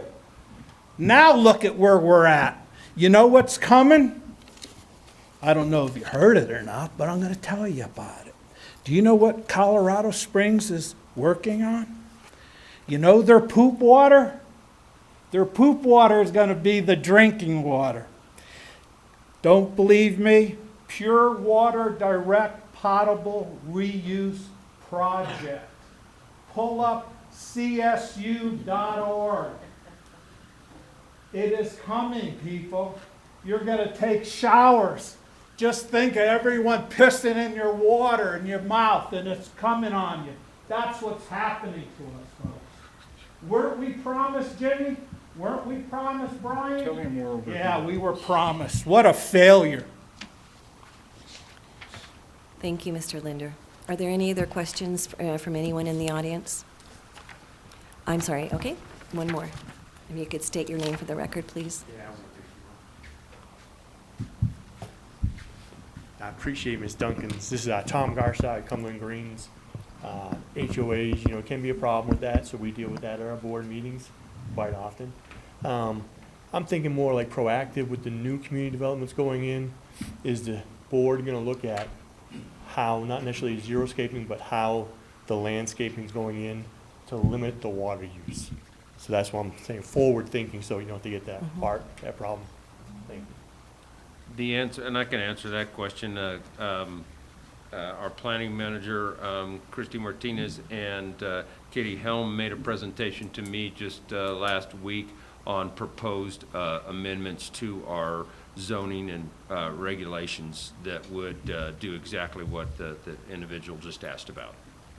And we'll be moving forward here in the very near future with a presentation to the council on those proposed regulations, which is also a recommendation of the master plan.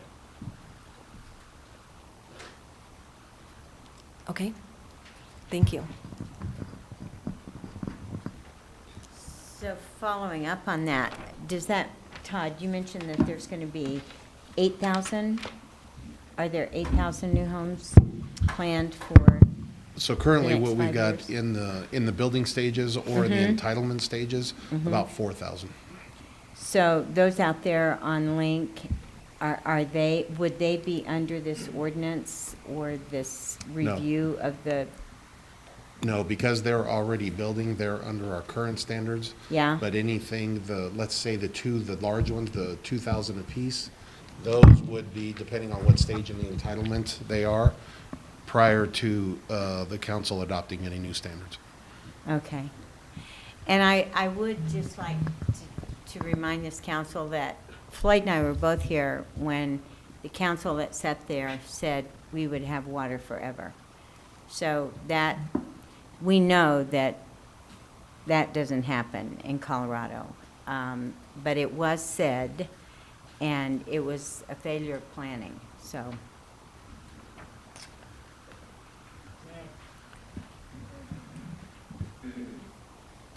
new council members. I spoke with you on the phone. What about our rights? Where's our rights? It's always somebody else's rights. What about our quality of life? Where is it going to be? A little birdie told me 5 years, time to get out of here. All right. Miss Tamara Estes, did you have something to say? She's having a I just little want to make a difficulty. comment. I think that our water is a precious resource in the whole state. It's not just Fountain. I am a little concerned with this resolution that we don't have an enforcement mechanism in place with it, because we can put this in place, but how, because we don't know when this is going to happen. And that's a big piece of this. So I'm a little concerned about that. That's all I have. Okay, Councilmember Duncan? Do we have, I guess this is for Dan, do we have something in place in this plan, in the master plan, in case of fire here in Fountain? In case of, Fire in Fountain. we have, we don't have anything that would address a situation like maybe the Marshall Fire. I mean, that's, we do have, as part of the operations of the system, we've gone through, and in fact, within the last year, and inspected every fire hydrant and made repairs to those fire hydrants. We've identified what the pressures are in the system so that the fire department knows when they approach that. But as far as any specific plan for a catastrophic event like that, we don't have a specific plan for that addressed, at least not in the master plan. I think that would be more of an emergency operations response plan. Right, and so I have spoken with the chief about that. Okay, that would be the appropriate place to direct those questions and concerns. So we've got some really great questions here tonight. Yeah, any other questions? Councilmember Applegate? Yeah, I think the plan's pretty logical and makes sense, and probably you'd never reach that disaster, but who knows? Colorado River water that comes all the way across and back. We don't know what's going to happen over there on the western slope with the Colorado. Water in Colorado is very, very tentative. We don't know what's going to happen next all the time from year to year or from any time to time, and I think you've outlined a pretty good plan. I mean, drinking water comes way ahead of watering your grass. So we have to do something to control the situation when it gets to that point. And I think you've done real good. Thank you. Okay, any last comments from anyone? So this is a resolution tonight, not an ordinance. It's a Correct, it's just a resolution resolution to accept the plan as it's written. to accept the plan, and then you'll be bringing us more details to the plan back that we will pass as ordinances. Is that correct? We would come back with a proposed ordinance that would enable us to take enforcement action for the provisions of the plan. Okay. All right. Seeing no further questions from any council member and nobody jumping up and down from the public, what would be the determination of the council tonight? Councilmember Applegate. Yeah, I move to approve Resolution 20-002, a resolution approving the city fountain water scarcity response plan. Gotta slay that one slow, huh? Tongue twister. Councilmember Rick? I second the motion. Okay, there's a motion and a second. Please vote. Councilmember Estes, how do you vote? Yes. I have 7 yes, motion carried. All right, Thank you. thank you very much for all the hard work on that, and we look forward to it coming back. Some tough discussions over water. Very, very precious resource in our community. Okay, item 9D, first reading of ordinance 1770, an ordinance of the City Council of the City of Fountain, Colorado, approving the disconnection of certain real property generally located southeast of the Squirrel Creek Road and Shumway intersection, more specifically located in portions of sections 1, 2, 3, 10, and 11, Township 16 South, Range 65, west of the 6th PM, County of El Paso, State of Colorado, and in a portion of Section 6, Township 16 South, Range 64, west of the 6th PM, County of El Paso, State of Colorado. Troy Johnson. I feel like I'm calling in like a strike or something, you know?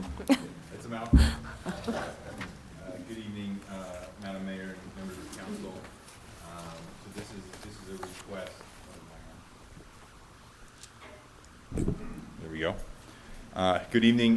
This is a request made by an applicant, property owner of what we refer to as the Cane Ranch on the east side of town, located there on that kind of rough map near Squirrel Creek and Link Road.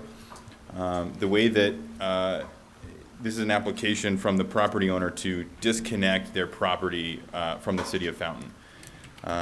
So you have a detailed description of what they're asking for in the packet and the agenda. But just to summarize, in the 2007-2008 timeframe, this property was annexed into the City of Fountain, and has since not developed. It's a piece of vacant land, and so the property owner is now coming to the city and requesting that property be de-annexed or disconnected from the City of Fountain boundaries and reincorporated into El Paso County. The way to do this, and what they've done is submitted that application to you as the board. Following submission of that application to the city, the El Paso County Board of County Commissioners had the option to request meetings. They don't have a say in the outcome of this, but they have the opportunity to give input and ask questions, and to be able to help you make your ultimate decision. And that's what they requested to do, to have meetings with the city and the county. And we identified a few major areas of concern, four in particular, that we'll dive into a little bit deeper here later on. And so we had those meetings, and some of those meetings have not necessarily concluded, or we'd like to have some more discussions on those, but the property owner wants to kind of move this forward, and so here we are.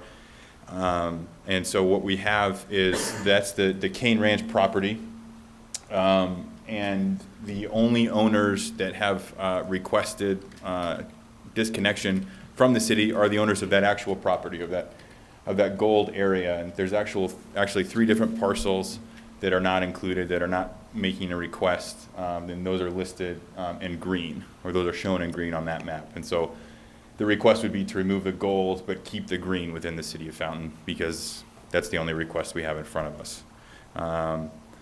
And so what we'll go through tonight is a presentation by staff. Todd Evans, the Deputy City Manager, is going to talk about those meetings and those areas of concern that we've had, and kind of how those meetings have gone and the substance of those. And then we'll invite Jim Heckman up. He's the Superintendent, General Manager. He's in charge of fountain sanitation. I already forgot your title, Jim. And to talk about potentially some of this request from the fountain sanitation's perspective. And then the applicant will come up and present their request to the board.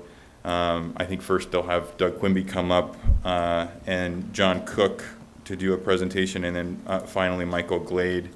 He's with Wright Water Engineers.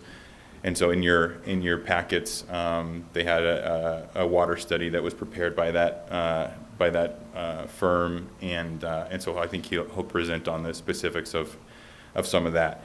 But as we go through it, as all of you do every day, what you're going to be tasked with tonight in this item is specifically what's in the best interest of the city.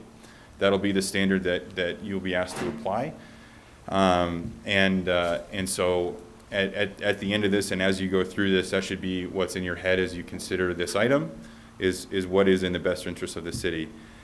And as you go through that, I encourage you to remember that we're only talking about Cane Ranch in this specific area. You'll probably see a lot of different maps and things like that, but I encourage you to remember that, and it's easy, myself included, it's easy to get distracted by kind of other issues. And so remember that the consideration for the council tonight is whether or not disconnecting that portion of property from the city is in the best interest of the city.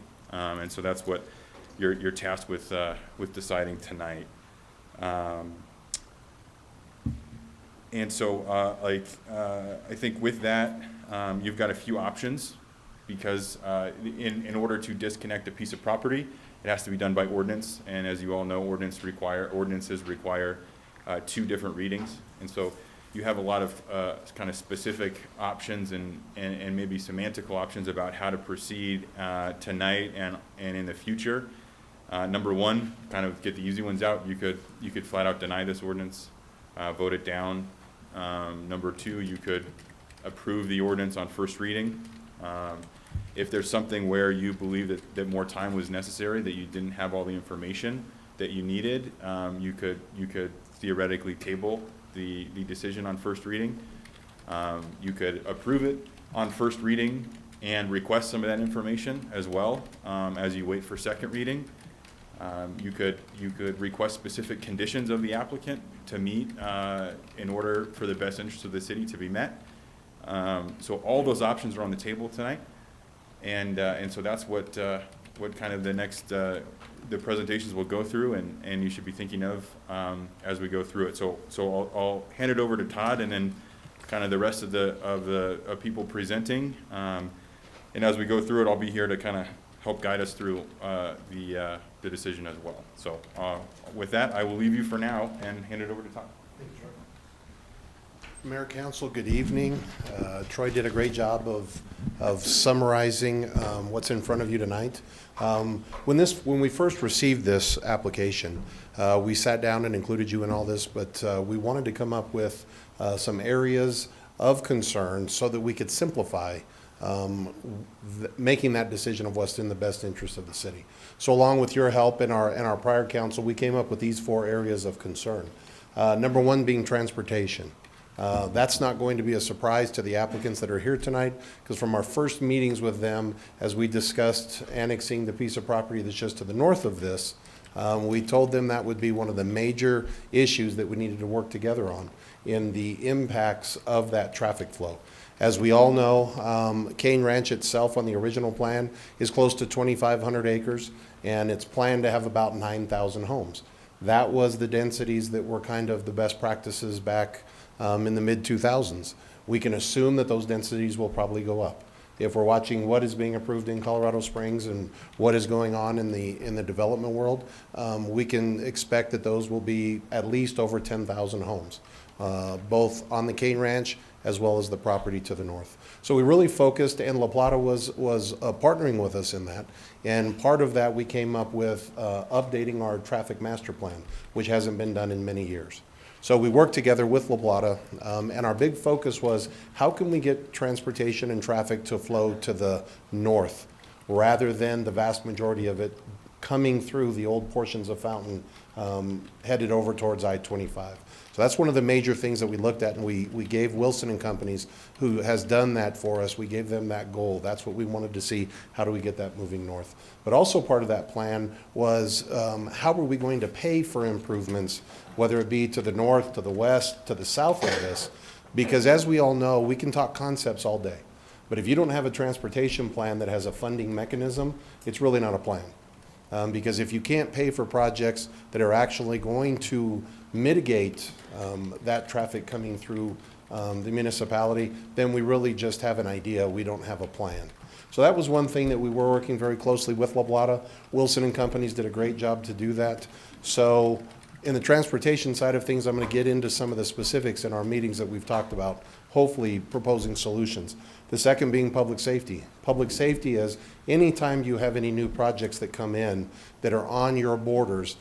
Some of those of you that have been on council or have been attending council, we have discussed this with the county properties. Lorson Ranch was showed earlier, the Glens, Widefield, because of our MOUs that we have in place. The right thing to do is if we have an emergency, even though it might be on the other side of the street in somebody else's jurisdiction, the right thing to do is send public safety in there, make the scene safe, even though they might have to wait for that jurisdiction to come.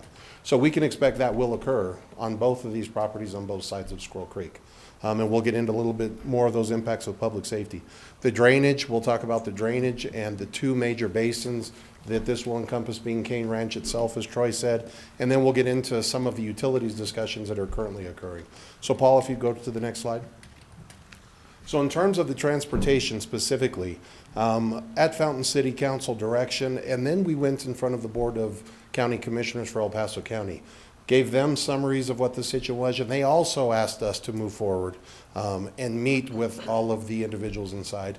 They basically asked their department heads to be a part of those meetings, and they have done that. And I will say in this meeting, El Paso County's been great. They've been here, they understand that these impacts are not only going to be on the city of Fountain, but they're also going to be security in Widefield. So we've got the whole Fountain Valley that are going to deal with these.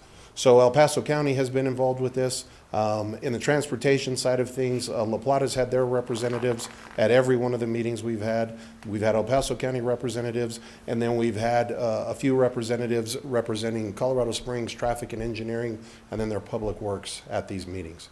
So specifically, we identified the concerns, and part of this with Colorado Springs is really educating them.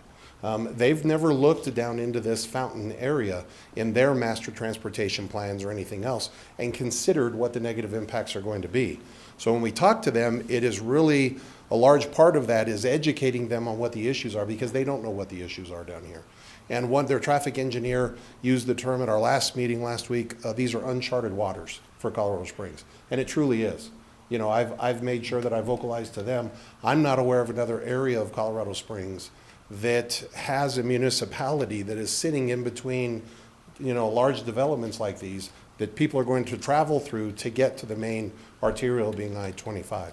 And I didn't get any pushback on that statement. Manitou's not in that situation. Monument's not. Glen Eagle's not. It's a very different situation for them. So we talked about the concerns and identified as many of those as we could individually. We had 3 meetings. I've also had private discussions with everybody on that list that's involved. So everybody does understand what the concerns are. To be very frank and short and sweet, we had Wilson present what the traffic engineers felt was the best regional solution. And when I say regional, we think about the whole Fountain Valley. When they did our master transportation plan update, they looked at this entire region down here. And they have a list of projects that they believe would help mitigate the traffic impacts. That doesn't mean that we won't have them. That's a key term, and it's pretty gray, mitigate. So they did the presentation initially with all of the entities that were involved in the first meeting. And I asked Scott Asher, and I said, just present what you all think is the best way we can deal with this as a region. So they did that. What they presented was a proposed regional traffic impact fee, so that fees would come in from individuals, whether they moved into our new developments, the new developments we're talking about in Cane Ranch or on the other side, or the county still has quite a few developments going on around in this region as well. Everyone that would move in would pay a traffic impact fee. Those fees then could only be utilized to go back to the projects that were identified for the whole region. So I want to make that very clear with everyone. Fountain, we could not take our portion of those traffic impact fees and, let's say, move them and use them in Heritage or Cross Creek, like Bob talked about the need earlier. They could only be utilized to mitigate these traffic impacts over the whole region. So as that was discussed, the only thing I can do is use the quote. The traffic engineer for Colorado Springs came over and said, that's a non-starter, and our administration will not support that. So at that point, we sat back and we said, okay, Colorado Springs, give us your ideas. And we had a couple of other meetings. Let us know how you think we could mitigate the traffic impacts down here in the region. And at this point, the only solutions that's been thrown out there is they said they could deal with it through what's called annexation agreements, with which you're all aware of. Well, traditionally, annexation agreements primarily deal with boundary roads or roads internal to a project. Nothing truly, and that's not always. They can deal with offsites if they're named in there, but it's not a plan. It's sitting down and hopefully working out something, but it's not a hard plan that we can depend on 5, 10, 15, 25 years. Because the piece of property that we're talking about tonight, Cane Ranch, that's a project that could go on for 30, 40 years. So our whole goal is to set our future folks in my position, in your positions, up for success and not failure. So that's kind of the update on the transportation side. We have left the lines of communication are open. We have told them we are willing to sit down weekly, daily if we need to, because this is such an important topic. So right now it kind of sits in the hands of the Public Works Director and the head traffic engineer at Colorado Springs, and we're waiting for contact to see if they have any other solutions that haven't been proposed at this point. Any questions for me on the transportation side of things? Todd, do you mind if I jump in really quick? Sure. One thing I forgot to add to give some context, and I think the council's aware, but for members of the public as well, that the current proposal, because we're talking about disconnection into El Paso County, and the current idea on the table is for Colorado Springs to then come in and annex that into Colorado Springs. And so that's why when we talk about Colorado Springs, just to give everybody some context, that's why it's relevant, is because that's the future plan for this development, for the Amara development to all be within the Colorado Springs, including Cane Ranch. So there's no guarantee of that, but that's why those discussions are being had about those future impacts with Colorado Springs. So I just wanted to make that Yeah, clear. well done, Troy, well done. And to give you an example with that, during our initial conversation, El Paso County let it be known they weren't interested in taking Squirrel Creek. So Squirrel Creek's not part of what we're talking about tonight.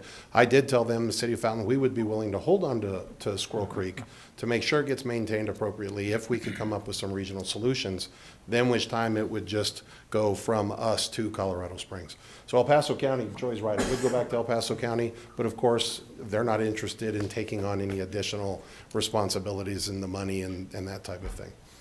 But transportation questions. Councilmember Applegate? Yeah. It's really hard to understand when you do the traffic thing and the traffic fees, who would we be dealing with? The Springs we can't deal with now, they're not even involved. The owner of the property would have to just about guarantee that he can pass on to the developers the fee. And how would we know that that went? And what would be the impact on the roads and streets and everything else in Fountain? It kind of leaves us in a dilemma. It does. As It to does. who we're even dealing with. Yeah, and I think that was really kind of drove a lot of the thinking with Wilson on a regional solution, so that it wouldn't matter where you were at in any of those three, either us, the county, or Colorado Springs. They called it the Fountain subregion. If you were in the Fountain subregion, then we would all agree to this. But kind of to your point, one of their findings was that upon the projects being completed out east of us, 90% of the traffic that's in the city of Fountain will not be Fountain residents. So that just kind of gives you a summary of what the engineers have found. So we kind of really need to have a handle on what's going through town, what they're doing to the city, the streets, other things like that. To mitigate it, yes, sir. Yes, sir. And we need more meetings to find out who we're going to deal with. I mean, if the owner wants to say, okay, I'll make sure that this is guaranteed, that's a good thing. Yeah, yeah. And I do want to make sure everyone understands La Plata. I've had those discussions with Mr. Quimby, who will be up later on, and we've had those continually throughout this process. And I think from their perspective, they would like to see the governmental entities sit down and figure those things out, and I couldn't agree more with them. We really need to sit down, but you have to have willing partners to come to the table to be able to do that. La Plata has been at the table, and I think they are very willing to come up with any type of regional solutions, as they've been agreeable to that since we first started working with them. Yeah, because you know it. If that builds out and they come through our town and they tear up our roads, they'll be at our city council meeting complaining about our roads. Oh, you think so? Oh, yeah. Oh, You yeah. know this area. Absolutely. Yeah. And somehow we've got to protect the You bet. roads that we've got. We got some real problems here. And We do. We do. just can't fix it all on our own. Any other transportation questions? I'll jump forward, and this won't be your only opportunity. There'll be several times tonight to ask any questions. So if we don't, Paul, jump on to the next. So this will be short. Under the Fountain City Council direction, El Paso County Commissioner's direction, we met with CSPD. The chief and I went up and met with CSPD. The concerns, I didn't have to identify the concerns, nor did Chief. Vince Niski, I've worked with Vince for many, many years. He knows the issues. They know the problems. There was no education that had to be done. They understand that the CSPD response times to the Cane Ranch or across the street will be 20 minutes. And if you predict that right now, you know my experience level, that's a 20 to 30 minute response time. So to give you just a general example, when I worked with the county, that was our response times from Cimarron Hills, eastern part of El Paso County, out to Peyton or Callahan.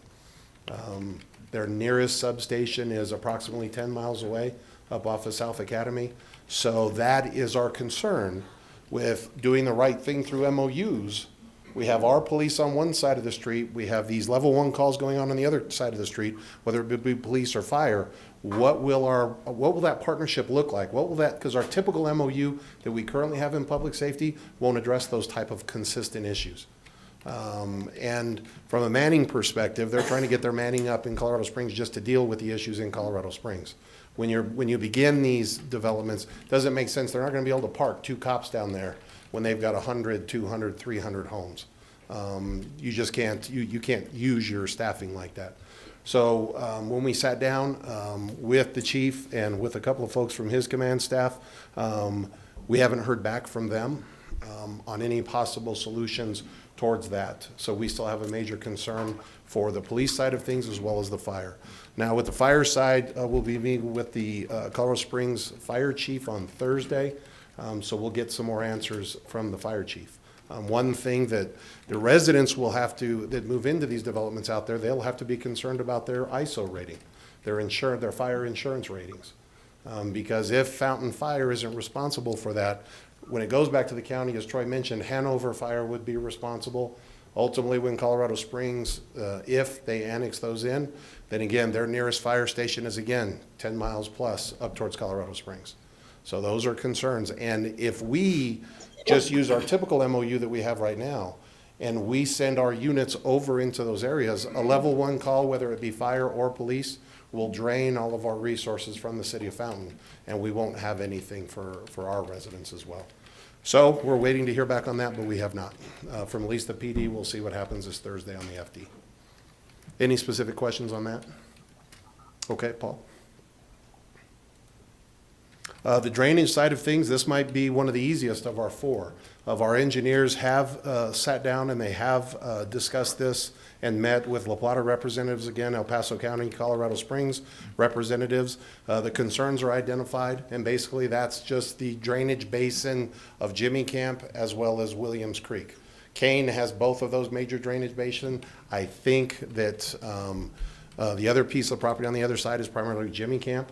So it's that drainage that's going to get dumped into Jimmy Camp and then run through Central Fountain is what's the concerns.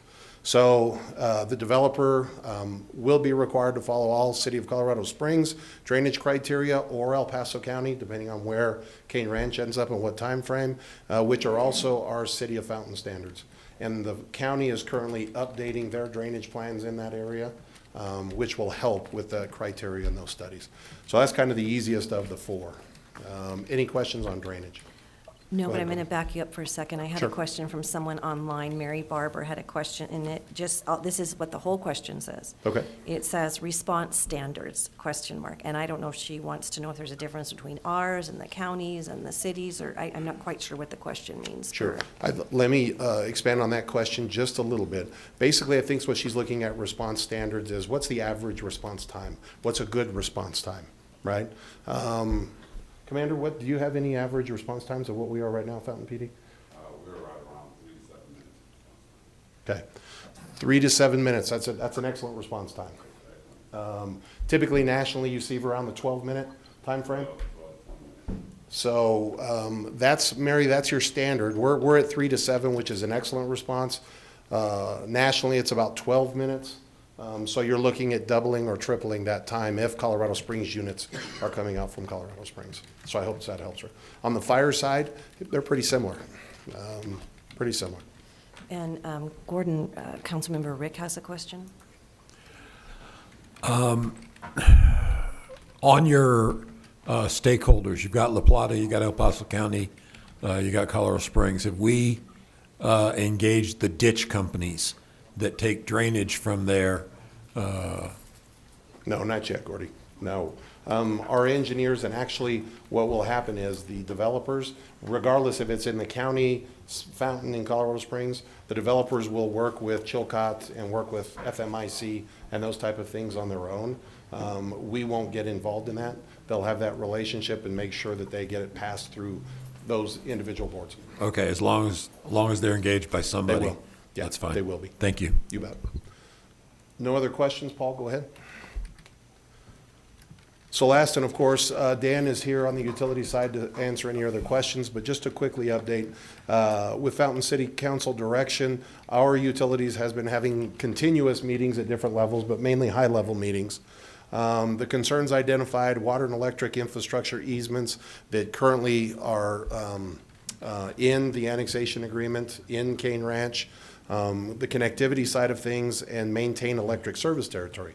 Right now, Cane Ranch is in our utility electric service territory. So those are issues that would need to be worked through and agreed upon before any final decisions would be made.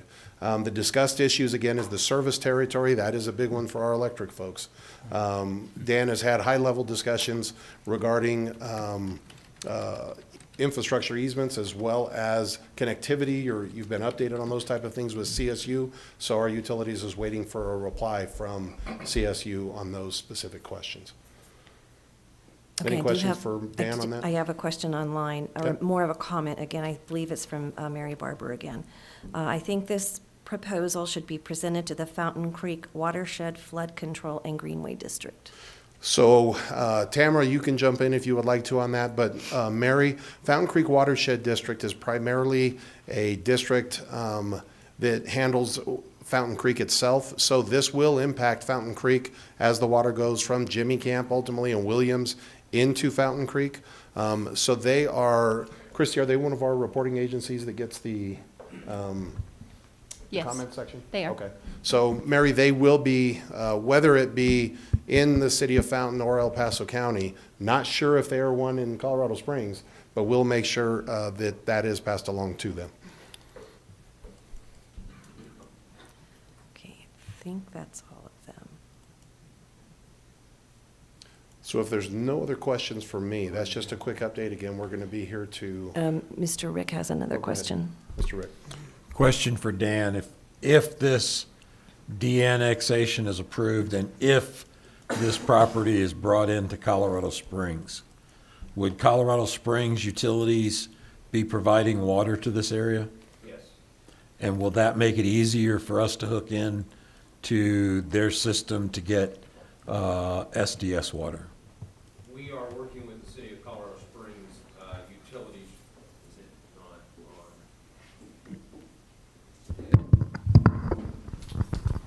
We are currently and have been for several months working with the city of Colorado Springs utilities to get some form of connection to SDS. So that's an effort that's underway right now. And I would anticipate that we would have an agreement and something in place before the extension down here for Colorado Springs to serve this area would occur. Okay, thank you. Councilmember Hinton? Todd, it seems to me that we have a lot of unanswered questions with Cane Ranch, but I just want to hear from you with your expertise and your background. What keeps you up at night about this project? You know, I've never shared a story publicly that I'm going to share with you right now. And this doesn't have to do with transportation. It has to do with public safety, because this goes back to my background before. And 1996, my sister passed away, in a suburb community right outside Albuquerque, Las Lunas. So it would be considered kind of like security with Colorado Springs. One of the problems was call went into 911. They didn't have a regional dispatch like we should in this area, but we still don't. I'm real emotional about that topic. But the call went in. It was sent to the Belen Fire District. Belen figured out it wasn't their call in their jurisdiction, went back to the city of Albuquerque. Albuquerque then processed it, sent it to Las Lunas. Las Lunas finally got out to my sister 19 minutes later. So that's where we get into response times. She was dead when they got there. She had suffocated on her tongue while waiting for a response. So when I got down there from Colorado Springs and we talked to the emergency room doctors, they said if it had been a typical response, more than likely my sister would have survived that. So both in my career in law enforcement as well as my career now in city administration, I look at these things and I put my family in the place of families that are going to be in these positions. So those of you that live down here, you don't need a traffic study to know what the traffic's like on Mesa Ridge at any rush hour, right? And if our roads, if we can't get public safety through our roads, it's a public safety issue. If we have the kind of traffic that we expect, if we can't mitigate traffic, that's a public safety issue. So that's where it touches me. And that's kind of where I build on that experience. I responded to a lot of those calls when we were 20 and 30 minutes out and heard very bad things occurring because we couldn't get there quick enough. So that's one thing that I'm very concerned about. If there's not a good plan in place, then what is the plan? And if there isn't a plan in place, again, transportation, we better figure out a funding mechanism. Public safety isn't, we'll just worry about it later on. Colorado Springs, public safety is struggling enough with just serving what they've got in Colorado Springs, much less something that's 10, 11 miles out there. So this isn't that we don't agree with assisting out there any way we can. What we're asking is we need partners to come to the table and actually put plans together. When we hear back, we'll worry about it in the future. To me, that's not acceptable. That's setting our citizens up for failure. Todd, thank you for sharing that. You bet. Any more questions from any more council members on the 4 items that Todd brought up: transportation, public safety, drainage, utilities? I know you and I have talked extensively, and I've talked at regional meetings about people and a very large concern with transportation and just the frustrations it creates in the quality of life with people down here. Absolutely. You know, we already see a large amount of accidents up on Mesa Ridge Parkway, and a lot of them just have to do with people just trying to hurry up and get in front of the car in front of them. You bet. And get to the freeway as fast as they can. And public safety, you know, I did speak to Mayor Southers about this and asked him to come to the table with us and have meetings on a regional approach to this issue, that we need to work regionally on it because we need to take care of everyone who lives in the Fountain Valley, no matter what their zip code is. They all need to be taken care of equally. And, you know, the answer back pretty much was, we're going to take care of it.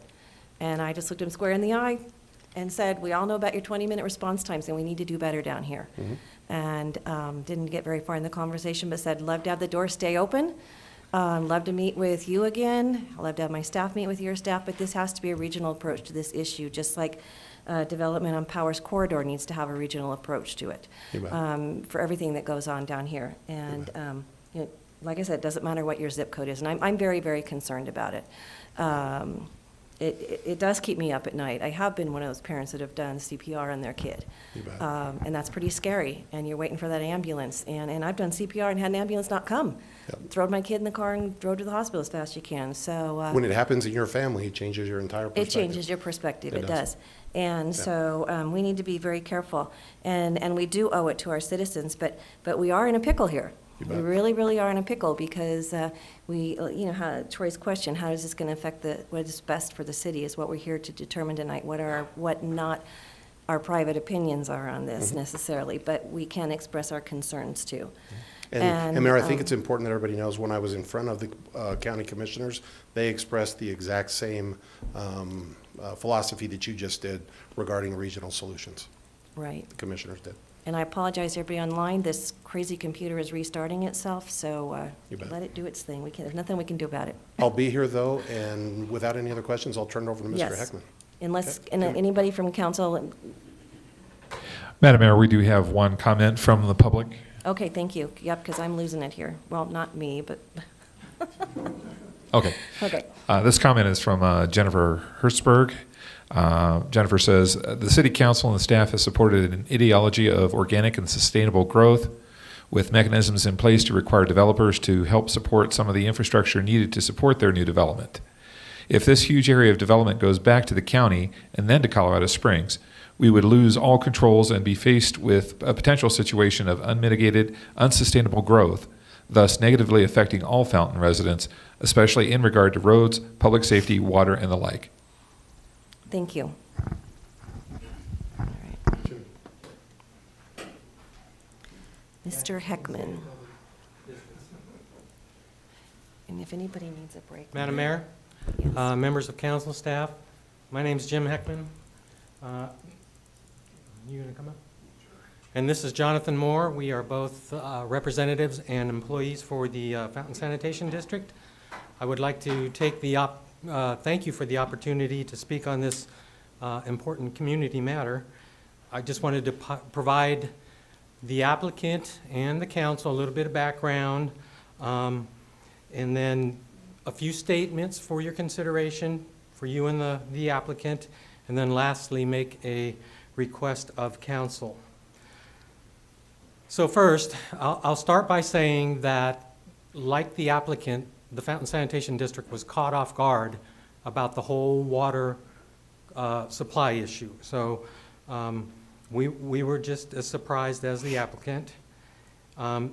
Next, the district, when preparing its master plan documents, routinely looks at the city's growth projections before, in determining our own projections. The Cane Ranch land has always been considered in the district's service area, within its service boundaries. It's not in its taxable boundaries at this time, but it is within the district's service boundaries. The district, for over 2 decades, have been properly planning to serve this land. The district has already made an enormous financial investment in infrastructure, both in pipeline capacity and treatment plant capacity, which is in the ground today and can be utilized today. We are just idly sitting by and waiting. We are still unclear how the applicant plans to provide sanitary services all in general. I know that it's a CSU thing, but I'm still confused on where their capacity and all that stuff comes from. Now, with respect to the applicant's, I guess it's called a, disconnection letter. They are requesting this disconnection from the City of Fountain under CRS 3112-501. I'm not an attorney. I don't have the attorneys involved on this piece. But I would argue that the applicant has not met the notification requirements. More specifically, the applicant is required to provide a copy of the application for disconnection to Special District Board of Directors of any affected special district. And affected in quotes is further determined in that statute. So the bottom line is we would like the opportunity. One other thing, I guess, in the statute, there is a provision that allows the district to have a meeting with the owners to discover another quote in the statute, negative effects. So we would like that opportunity to sit down with them on this piece of ground, and discuss our negative impacts. So I guess I'll wrap this up by just respectfully requesting that the district is allowed that opportunity to discuss this piece of land, the negative effects, understand the serviceability. And to be frank and honest with you, I don't know how our small district would overcome the consequences economically should we lose the ability. I mean, I know it's specific to the Cane Ranch. I've had a few discussions with La Plata, which have been great on other pieces of ground, but I want to just stay focused on it. But their letter also does mention other pieces of ground. So I'll just, we'll stay here and be happy to answer any questions. I don't know if Jonathan had any more to add, but if I could just, one more thing, Jonathan. Your existing annexation agreement, there is a provision in that annexation agreement between the city of Fountain and the owners at that time, where it just states wastewater services, owners shall enter into an agreement to make arrangements with the Fountain Sanitation District for the disposition of wastewater from the project and payment of costs related hereto. We have done some, studying on this land, and we don't have just Williams Creek Basin Fountain. We broke it down to 5 basins. We understand what's coming at full build-out. We've already, like I said, made the investment, and I don't want to go around in this circle, but Jonathan, I don't know if you have. Jonathan Moore, Fountain Sanitation District. I just want to emphasize to you guys that we have infrastructure that our ratepayers have already paid for years ago, which is your citizens. It is in the ground right now. It is ready to serve the entire Cane Ranch. All of it, all 8,000 homes or whatever it's going to be. Plus, it's ready to serve more than that. So we are in a position to serve this development. Having this land within the city of Fountain helps us. And that's what we're here, is to petition you guys to keep it in your boundaries. I'd be happy to answer any questions you have as well.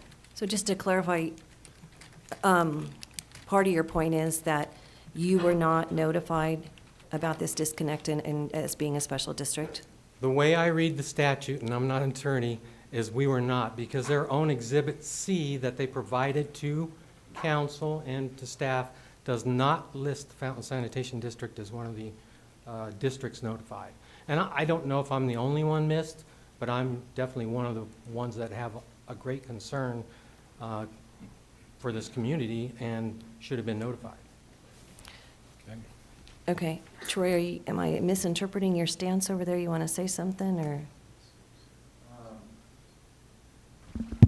This is an application not coming from the city, and so, I think, I'm not sure I want to get in the middle between Fountain Sanitation and the applicant and make a kind of a finding of any sort. And so I would probably, it would probably make sense to me to have these two organizations figure out what exactly they need to do with each other to be able to comply with the statute. So my guess is they haven't heard that and they weren't expecting that tonight.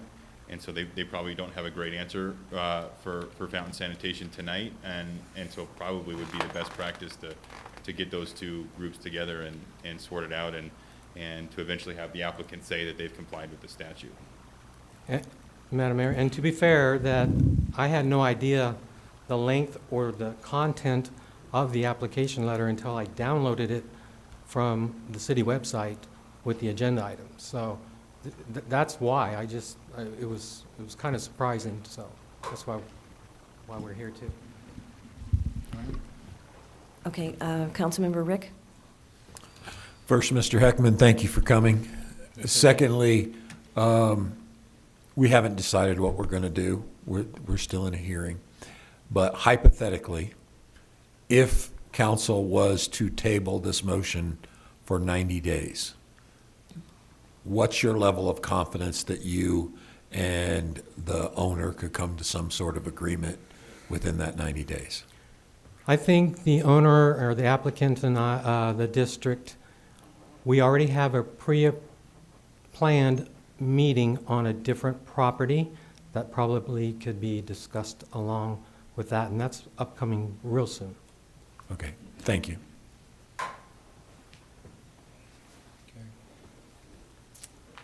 Okay. we'll, Thank we'll you we'll very much for continue. your Thank time. you. All right. Thanks. Troy? Yeah, so I think at this time we're ready for the applicant to make their presentation, so I think it's time to hear from them.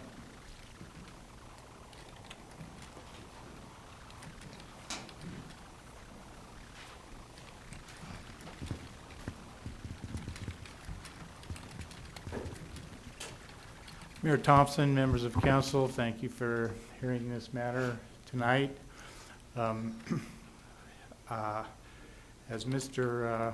Johnson pointed out, the actual question before you is pretty straightforward and simple.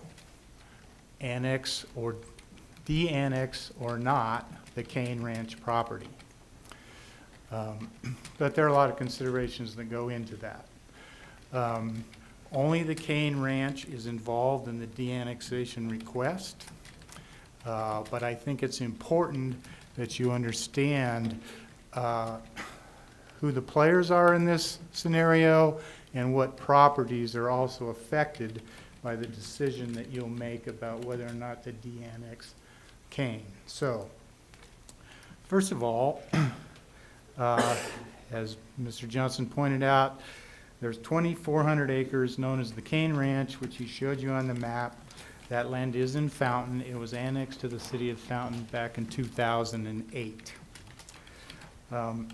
That property is owned by Corundum Group 5 LLC. We have a representative from that ownership group here, and we have a relationship where I can speak for them. There are also another 3,200 acres, which are referred to in the materials that you received in the letter that we submitted in the petition and in the water report as the T-Cross properties. The T-Cross properties are not in the city of Fountain. They're in the county, never been in the city of Fountain. Those properties that comprise the 3,200 acres of T-Cross are owned by T-Cross Ranches LLC and by another company called La Plata Cruz Holdings LLC. These two companies are related to each other.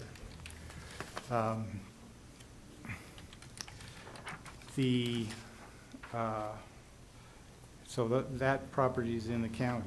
These two properties together, let me mention one other thing. There's another company called Silver Cross Development, Inc. Silver Cross Development, Inc. has a contract to acquire both the Cane property and the T-Cross property. Okay, so Silver Cross is involved in this. That will be the developer of all this property. Together, these properties are referred to as Amara.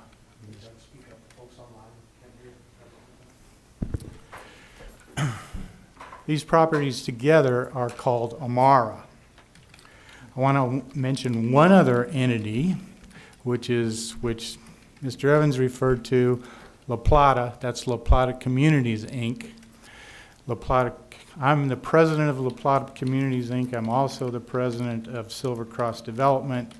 The reason that's relevant is because La Plata owns interests in these other entities that I've mentioned, and it will be the La Plata development team is also the Silver Cross development team, so it will be the same folks that are developing Amara, that is Cane and T-Cross, that develop La Plata's projects.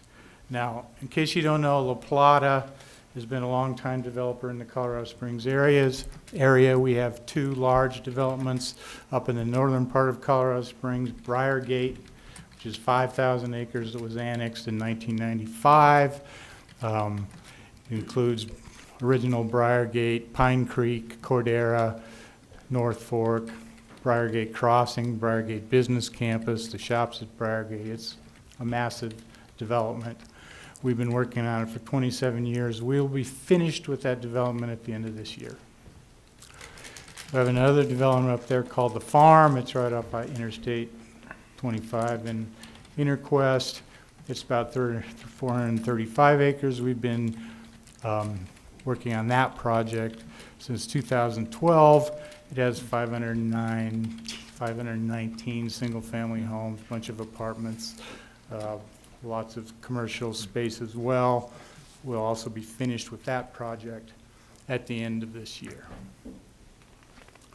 Knowing that those projects were coming to an end, we started looking for property for our next community back in 2017. In 2018, we found that property. That's the T-Cross properties that I previously referred to, the 3,200 acres. We quickly made a deal with the owner of that property, which is the Norris family. So if you hear me refer to the Norris property, that's the same as T-Cross. And we formed a partnership with them to develop that property. At the same time, we started looking at the Cane Ranch, talking to the owners of the Cane Ranch. That's the 2,400 acres to where we're asking to be annexed. And we finally entered into a contract with them in 2020 to acquire that property. And our plan was to put the two properties together and it's 5,600 acres, larger than Briargate and the farm combined. So it's a major development. It would take 20 to 30 years to complete. Our vision was to create a new community similar to Briargate, but more modern, more diverse, more inclusive, more affordable.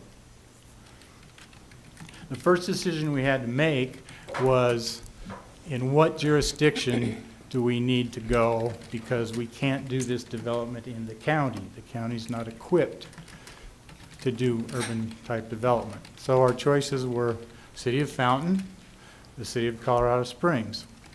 We first met with the administration of Fountain in December of 2018 and started discussions about the possibility of annexing into Fountain and doing our project in Fountain.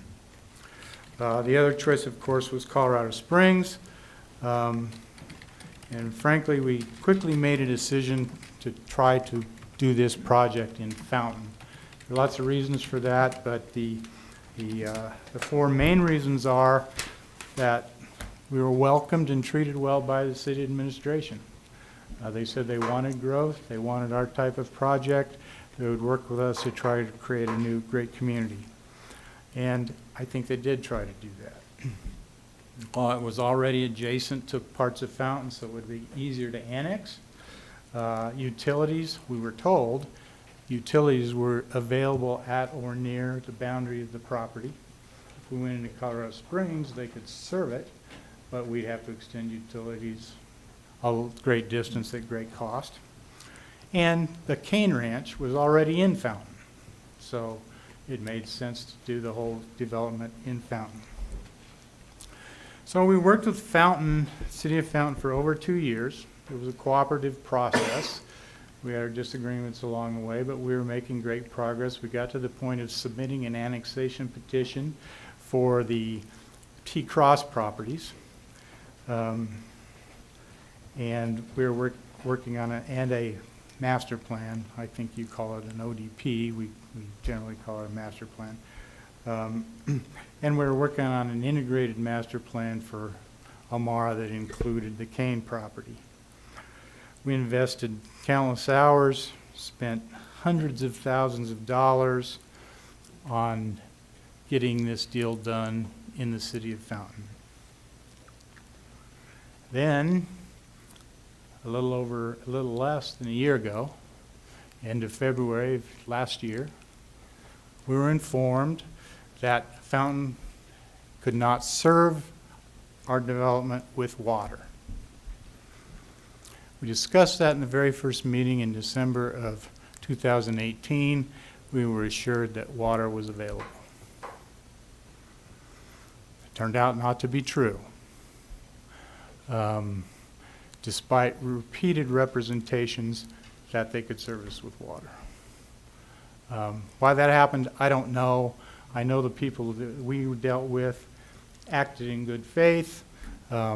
I don't think they knew the extent of the problem at the time. Anyway, it happened. About a year ago, Mr. Blankenship came on board, took over the water department. He informed us of this problem. Not enough water, not enough treatment capacity, not enough infrastructure to serve. I think if I recall the number, there was enough water availability to service 700 new residential taps. The Cane Ranch alone is close to 8,000 residential units. The T-Cross properties, 32, you know, that's another 10,000 roughly units. Quite a bit more than 700 taps.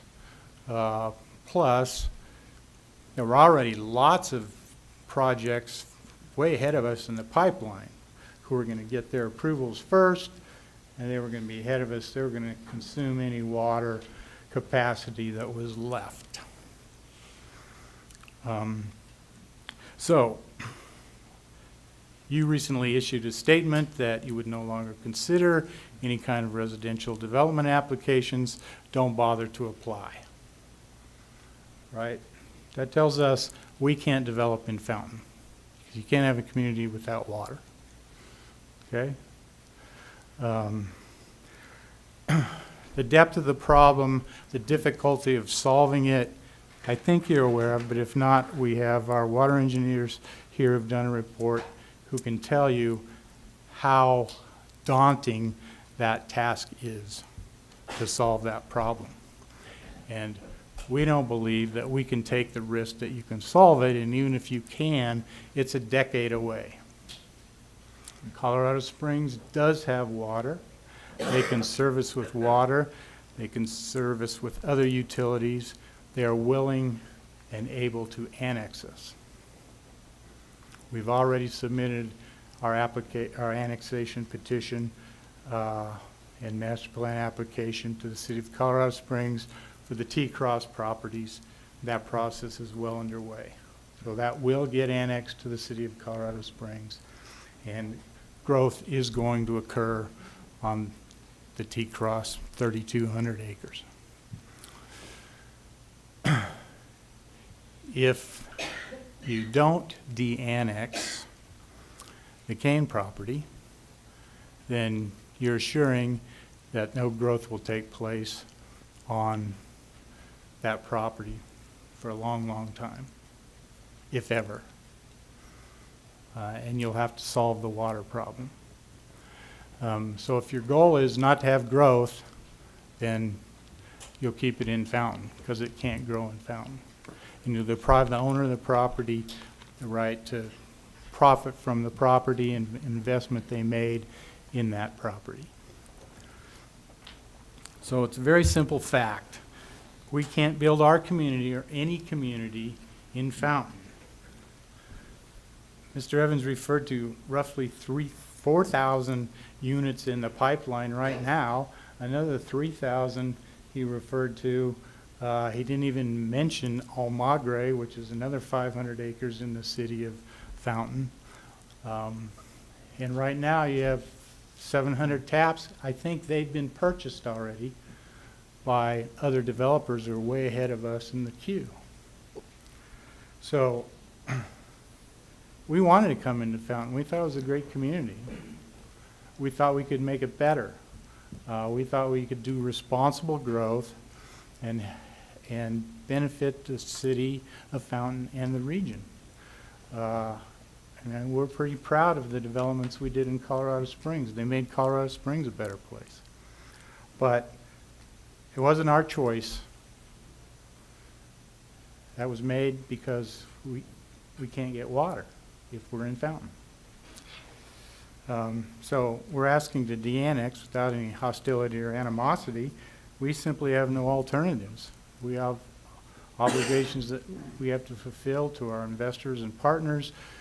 We've spent, as I said, huge sums of money already.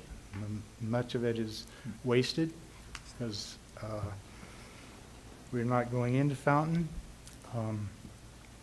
So we're in a tough position, right? Now, I want to address some of the 4 areas of concern that Mr. Evans brought up. First of all, drainage, that's, I think we solved that problem. We did have a couple of meetings about that. Everybody agreed that City of Fountain, City of Colorado Springs, El Paso County all have the exact same standards for drainage and how you deal with stormwater. So it wouldn't matter what jurisdiction it developed in, the drainage and the stormwater is going to be treated the same because everybody has the same rules. So I don't think that's a problem. Utilities, well, it's pretty simple. Depends, utilities will be determined by what jurisdiction we're in. Again, we can't really develop this project in the county. We could do some development in the county if we were just de-annexed and didn't go into Colorado Springs. It would be 35-acre lots. It wouldn't be Briargate or high-density development or low-cost development. If we go into the city of Colorado Springs, they will provide the utilities.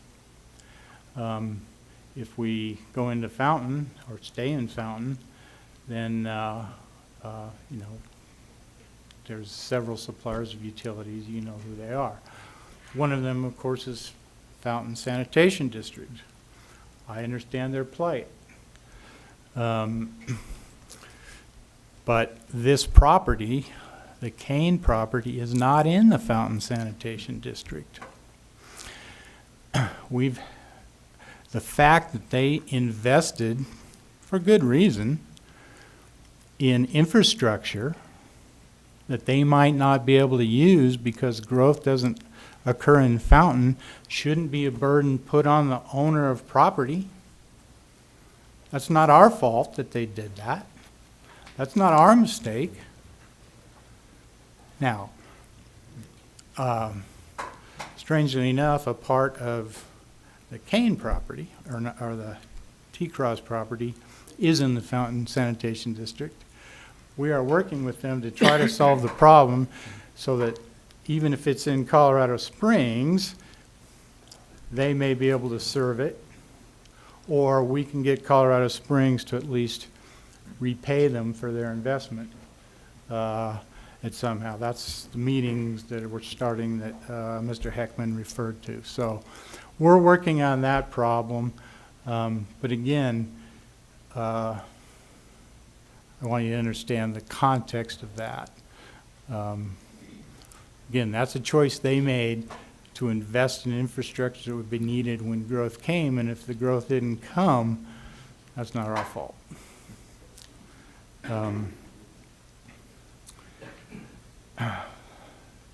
So that's drainage, utilities, which transportation, what's the other one? Oh, public safety. I'm going to save transportation for last.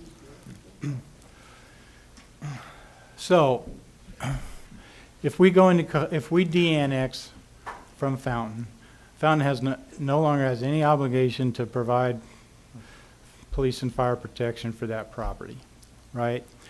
If we annex into Colorado Springs, as is our plan, Colorado Springs will be obligated to provide that service. As part of the annexation, Colorado Springs will require us to well, first of all, they have their standards for annexation. They have their standards for response times. They have their standards for both fire and police, right? Those have to be met. There has to be a plan for providing facilities. If they can't do it within their standards, then they won't annex us. If they don't annex us, then there won't be any development, there won't be any need for police or fire protection. It'll just be vacant prairie. Sure, the police said, if we have to go down to that property today, we have a 20-minute response time. Well, they don't have to go down there today. By the time they do have to go down there, They will have new facilities, which we'll probably have to help fund as the developer, since that's typical in annexations. We may have to build police and fire stations. They have fees in the Colorado Springs Code they collect to do those things. And so once there's people down there and there's activity down there and there's buildings down there, the response times aren't going to be 20 minutes. And besides, the development is going to take place first on the T-Cross property, which is farther north. That'll get built out. That'll allow the infrastructure to grow. That'll bring the police and fire services closer. And then there'll be the same thing in the Kane properties. It'll take place over time and response times will go down.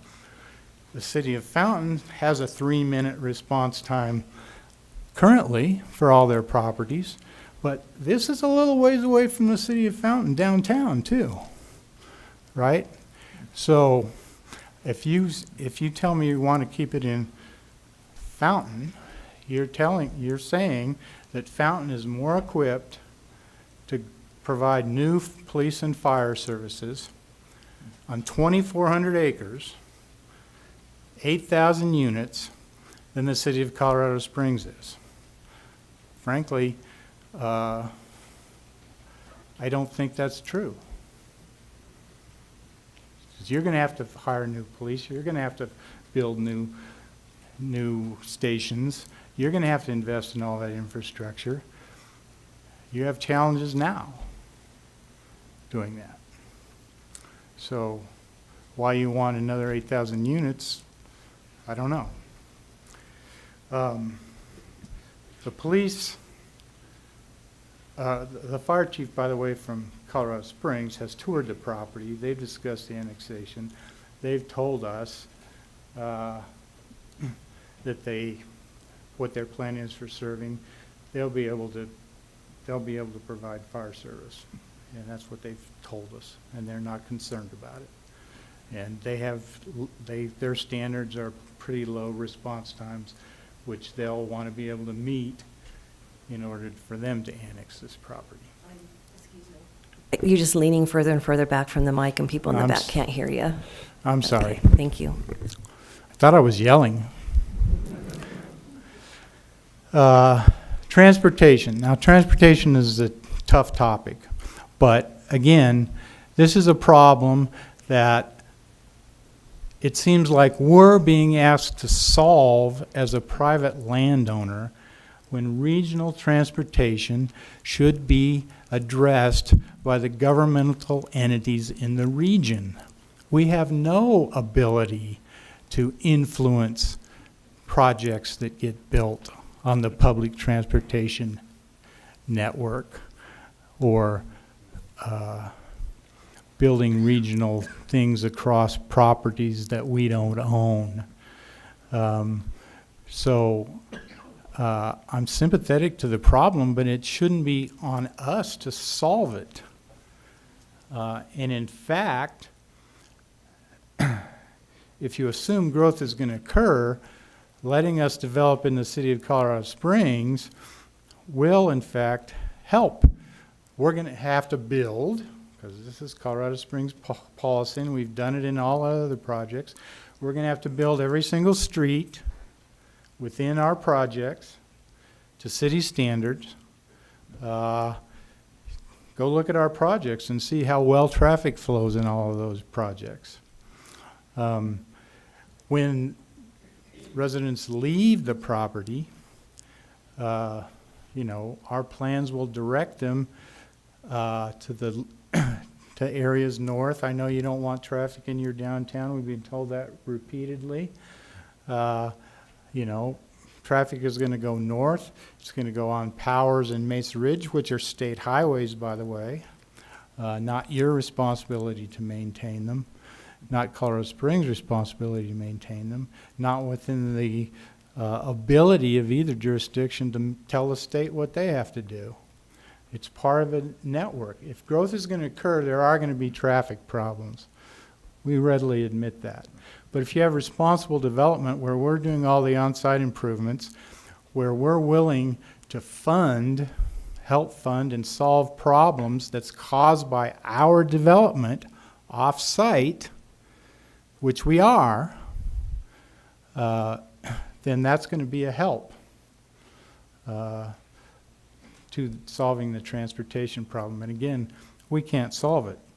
You know, they talked, the Wilson study, which Mr. Evans referred to, talked about a whole projects which they described as regional, should be paid for by these original fees. They're roads that go through our property, which under Colorado Springs rules, we'll have to pay for 100% by ourselves.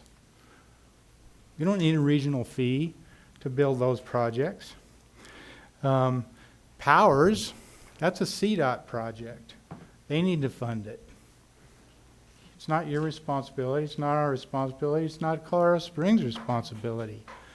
So if the state won't do it, I don't know why you expect that we would have to do it.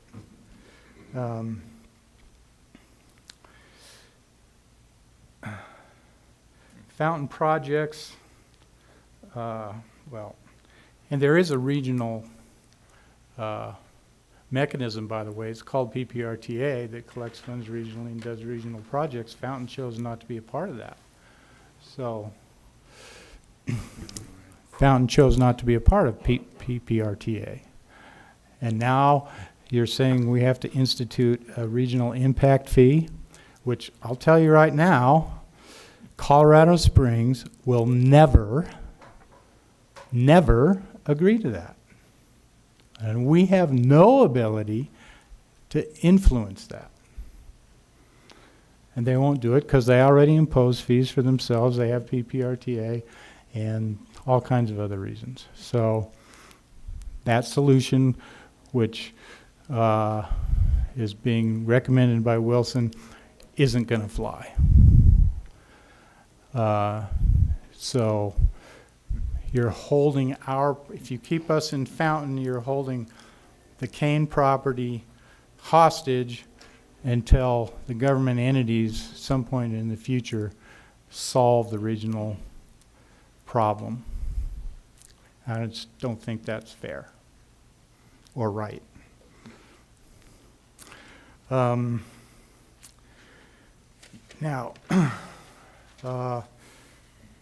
Mr. Johnson said that when you make this decision, you're supposed to do it based on whether or not disconnection or de-annexation is in the best interests of the city of Fountain.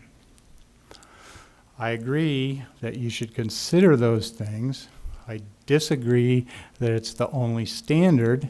In fact, there are other legal standards which you have to consider, which we'll address with Mr. Cook in a minute. He'll go through those.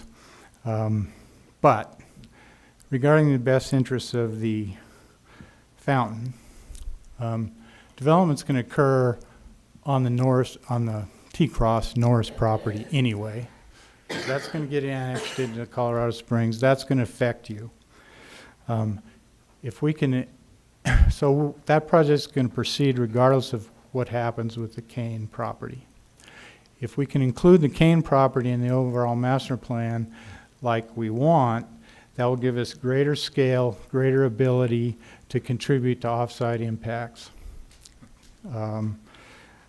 That's in the best interest of Fountain. De-annexing the Kane property will reduce residential development in Fountain, which it seems like you have growth problems. You already have all these units in the pipeline that you can't serve. If you take out 8,000 units that are already potentially in your city and say we don't have to serve them, that'll take the pressures of residential growth off.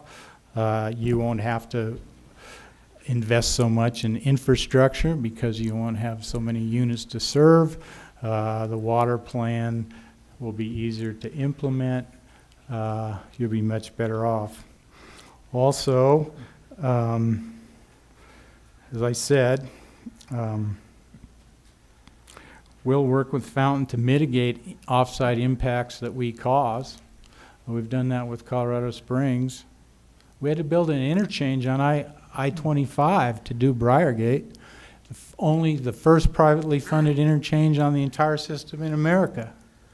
So we're used to, within reason, we're used to working with people to mitigate impacts that we cause.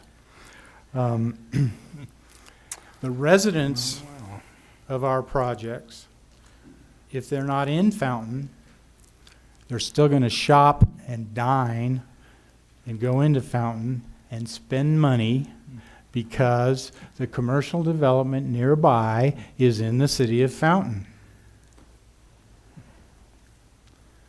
And you're going to be collecting sales taxes and all those taxes, and you won't have to provide any services to those residents. You're not taking care of their streets, you're not building your streets, you're not maintaining their streets, etc. You're not providing parks, you're collecting money from their use of the commercial properties that are in Fountain. And by the way, it seems like that's part of your plan when you have $44 million worth of commercial development in your city, and you have 15 residential building permits. So either you don't want residential development, and that's why people aren't coming here, or there's some other reason residential development isn't occurring. So why do you want to keep in your city 2,400 acres of residential development property when you can get the benefits of sales tax from those properties, residents anyway?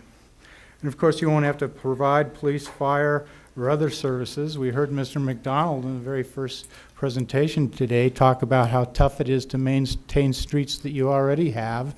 You can't hire people, you can't keep them employed, you're behind on maintenance, you can't buy new trucks, and you want another 8,000 units to serve? Madam Chair, I'm calling point of order. We have a time limit that we need to abide by for people to speak, don't we? Not for presentations, we No. don't. But if you could wrap it up, it is getting kind of late. It is becoming rather redundant. But we do not have a time limit for presentations, just for citizens to be heard time. But yes, it is getting rather lengthy here. Okay. I'll wrap up. There are other streets you won't have to maintain: Squirrel Creek, Link, Mark Sheffel. We're going to have recreational facilities in our communities, which your citizens will be able to use without cost. Parks, trails, other kinds of facilities. We always build those. Look at our communities. Everybody outside the community uses them. They don't have to pay for them. That's a benefit to your community. And the third one, last one, which I'll let Mr. Cook address, and I'll wrap up, is that you won't be involved in a lawsuit when you don't adhere to the standards of law that Mr. Cook is going to explain. So thank you for your attention. Okay, I do have some lights on here, but I would like to clarify something. When you talk about a response time, the response time is what is currently going on to the areas that you're responsible for. Is that correct? So Colorado Springs does have, and they have said it on TV, a 20-minute response times to the times they are responsible for at this time. That you are not talking about a 20-minute response time down to here. Is that correct? I'm asking Commander Lewis. Are you asking me about Colorado Springs? They've been on the news and said we have a 20-minute response time, Chief Niski. And that is to look areas they're personally responsible for right now. Is that, when you say a 3-minute response time, that's That's exactly what it's about. okay. So to say that it's to down here is interesting. I have some lights on over here, and I don't know which order they came on. I know it was either Councilmember Duncan or Councilmember Rick. I'm not quite sure. I was just trying to get your attention. Okay. Rick was the one that's on. Okay, Councilmember Rick? Yes, if I have a question for the developer, if you could please come back up to the podium, sir. I apologize for bringing you back up. I don't mind coming back up. I thought you were all tired of me, so. You're just such a lovable guy. We can't get enough of you. Okay, so Fountain Sanitation District made some improvements to your property. That's Correct? not, I don't believe that's the case, no. Not to the property. I think they built infrastructure outside of our property, maybe even in roads adjacent to our property, that if we were in Fountain Sanitation District, would benefit our property. Okay, thank you for clarifying. I appreciate you answering my question. As I said earlier, Mr. Heckman had requested some time to meet. How significant of an impact is it to you if we table this for 90 days? Well, 90 days seems a little long.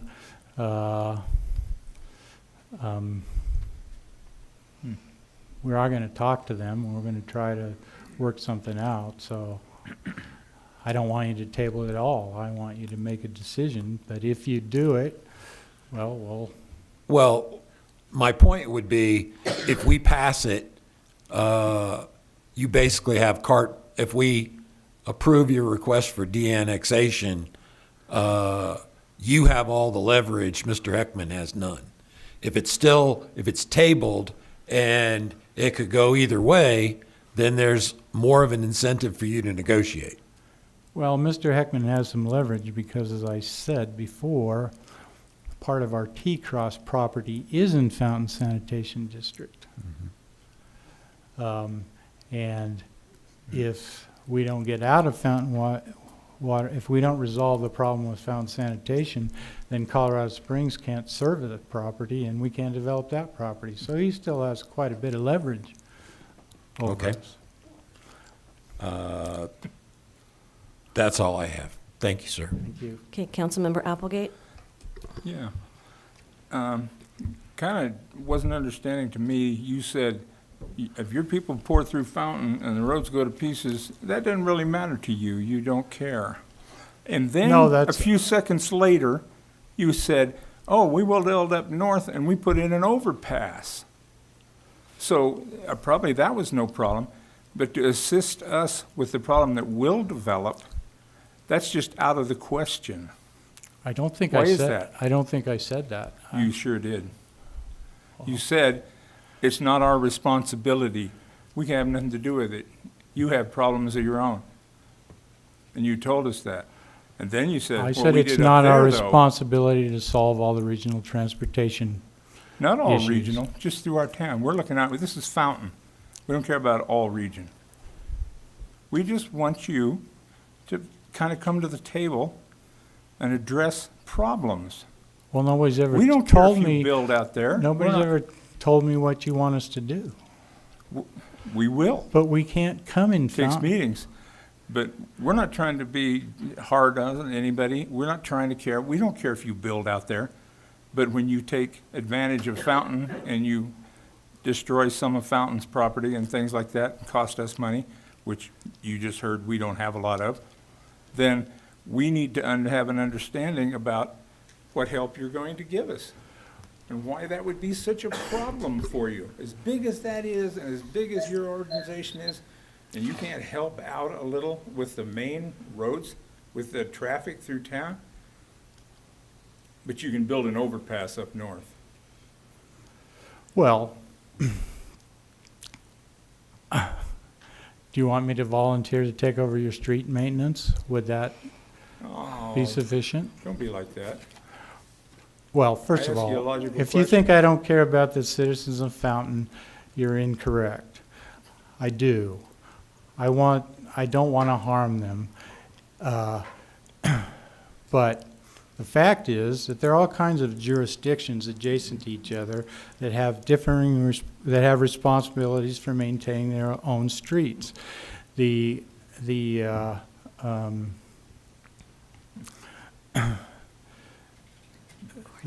traffic goes both ways, and I know our development will have an impact on streets. We're trying to minimize that. I said that our plan will try to keep traffic away from the areas that you guys are sensitive about, where We've been discussing that for over a year. And we very well may agree to assist with your traffic problems, but we have to know what they are and what your ask is. You're gonna have And thousands that'll- of people that that'll- live right next to Link, and you're gonna make them go north so they can get over to the freeway. Well, That's not logical. well, not maybe it gonna do it. is. So we're just asking for a little assistance, that's all. We didn't ask you to Okay. build roads, we didn't ask you to do any of that. We said, are you gonna assist with road fees? That's not uncalled for. That's all we're asking. Well, you're the first one that's asked for that. So, So how much do you want me to contribute and in what form? that has to be a discussion with the city. They'll come to us with what the deal is. And to Okay. answer, and Well, I will just, we've had ongoing dialogue all along, and we're willing to continue to have that dialogue. and as I said earlier when I was. Is it your impression that we're out to screw people and we don't care about Fountain in the 2 years you've dealt with us? That's what I was going to comment on, Doug. But as I said before, I do think that La Plata has been at the table with us and has been willing to attempt to find these type of solutions. We do have a third-party document, being the Master Transportation Plan update, that has those specifics on it. It's got specific projects in specific areas to mitigate these things, along with costs. I think Don Gravett with La Plata got that last week. Wilson called me and asked if they could send it to him, and I said absolutely. So, no, La Plata has always been willing to get to the table. I think the difficulty that La Plata's in is they're dealing with Colorado Springs, and Doug and I talked about that last week. Doug doesn't have any control over Colorado Springs, but if this project was going to be in Fountain, we were including El Paso County, and that's what really my request is for Doug and La Plata, his legal folks, to get with Colorado Springs and get them to the table so we can have those productive conversations. Without them, we probably won't. I have a quick question before I go to Councilmember Rick, who has one more question, and then hopefully we can get on to the attorney, and hopefully he's as short and as concise as Troy. So we're spoiled with our attorney that gives us things really compactly and easy to understand answers. One of the things you said is that you inferred is that every single person that lives out there will come and shop and spend money in Fountain. Are you stating that you're going to have no commercial development out there whatsoever for anybody to shop at? No, we'll have commercial development, but it's mostly a residential project. And we won't have every kind of commercial development. Okay. And Right. And so I believe, if I said every single person, that may be an overstatement. But a lot of people will, because there's a lot of good commercial development in Fountain now. Oh, I'm so glad you said something good about Fountain. Thank you so much. I haven't heard very much tonight from you, so thank you for saying that we do have some good stuff here. Well, we wanted to but be in Fountain, if you I- remember. We were trying to I get annex it. into Fountain. I think I'm that. willing to let you stay. If y'all want to stay, stay. But, you know, we do have, you know, needs like every community, but I don't want to get into an argument, so go ahead with your question, Councilmember Rick, and then maybe we can move on to the attorney. 2 quick questions. First is for Ms. Martinez. Sorry. Approximately, how many residential homes do we have in Fountain right now? It's about 10,000 units. Okay, so we have 10,000 units. You're proposing to add another 8,000. Right now, at 10,000 units and 1.5 cars per unit, that's 15,000 cars. At 8,000 units, you're talking about, at 1.5 cars per unit, you're talking about adding another 12,000 to our roads. I just want you to understand the gravity of what you're asking to add to our roads without us knowing what we can expect as far as assistance for that. And I do have one last comment. It's a big question for Christy again. Christy, just so people can get an idea in their mind of the scope or the size of this project, How many homes is, the Ventana development is about 50 acres? The entire Ventana development's approximately 178 acres. 178 acres, and how many homes is in that? About 630, 650. So between how north many and south. Ventanas could fit into this Ranch development? About 14 and a half. Okay, that's a lot of. That's just a simplistic, using a unit-to-unit count based on the acreage. It doesn't take into account any multifamily or higher densities that may occur. It also doesn't take into account any type of commercial. Okay, thank you. All Hey, right. but, Todd, you said we had a good agreement with La Plata, and I think that's great. You've done great work there. Do we have any with Cane Ranch now, right now? You know, the only thing we can work off of with the Cane Ranch folks is what we have in the current annexation agreement. So there is responsibilities on both sides in that annexation agreement. So that's something that Troy has been in discussions with La Plata's legal team to discuss what those would mean if, or, you know, depending on what your decision would be. So there is things that are in there that have existed since 2008 on the annexation agreement. But would they be enforced after the annexation? No, I mean, I'll summarize it. Troy, are you okay? Do you want to summarize that? Well, yeah, I think that's one question that we've discussed, and actually the first time that it came up was this morning. So, you know, I think that's a question mark. I think they would certainly argue if you de-annexed Cane Ranch, then that would sort of make the annexation null and void. I suppose an argument could be made on the reverse, though. But that's kind of the discussions that have been had. But I would say that there's no guarantee either way, necessarily. Okay. All right, Mr. La Plata's attorney is all I have here. I'll go with Mr. LaPlata's attorney. Madam Mayor. You know what, council I'm members. sorry, I've just had one of the council members ask for a really quick comfort break, so if Sure. you can just hang on like 3 minutes. Sure, We'll that'd be be great. back at 9:30. Thanks. Thank you.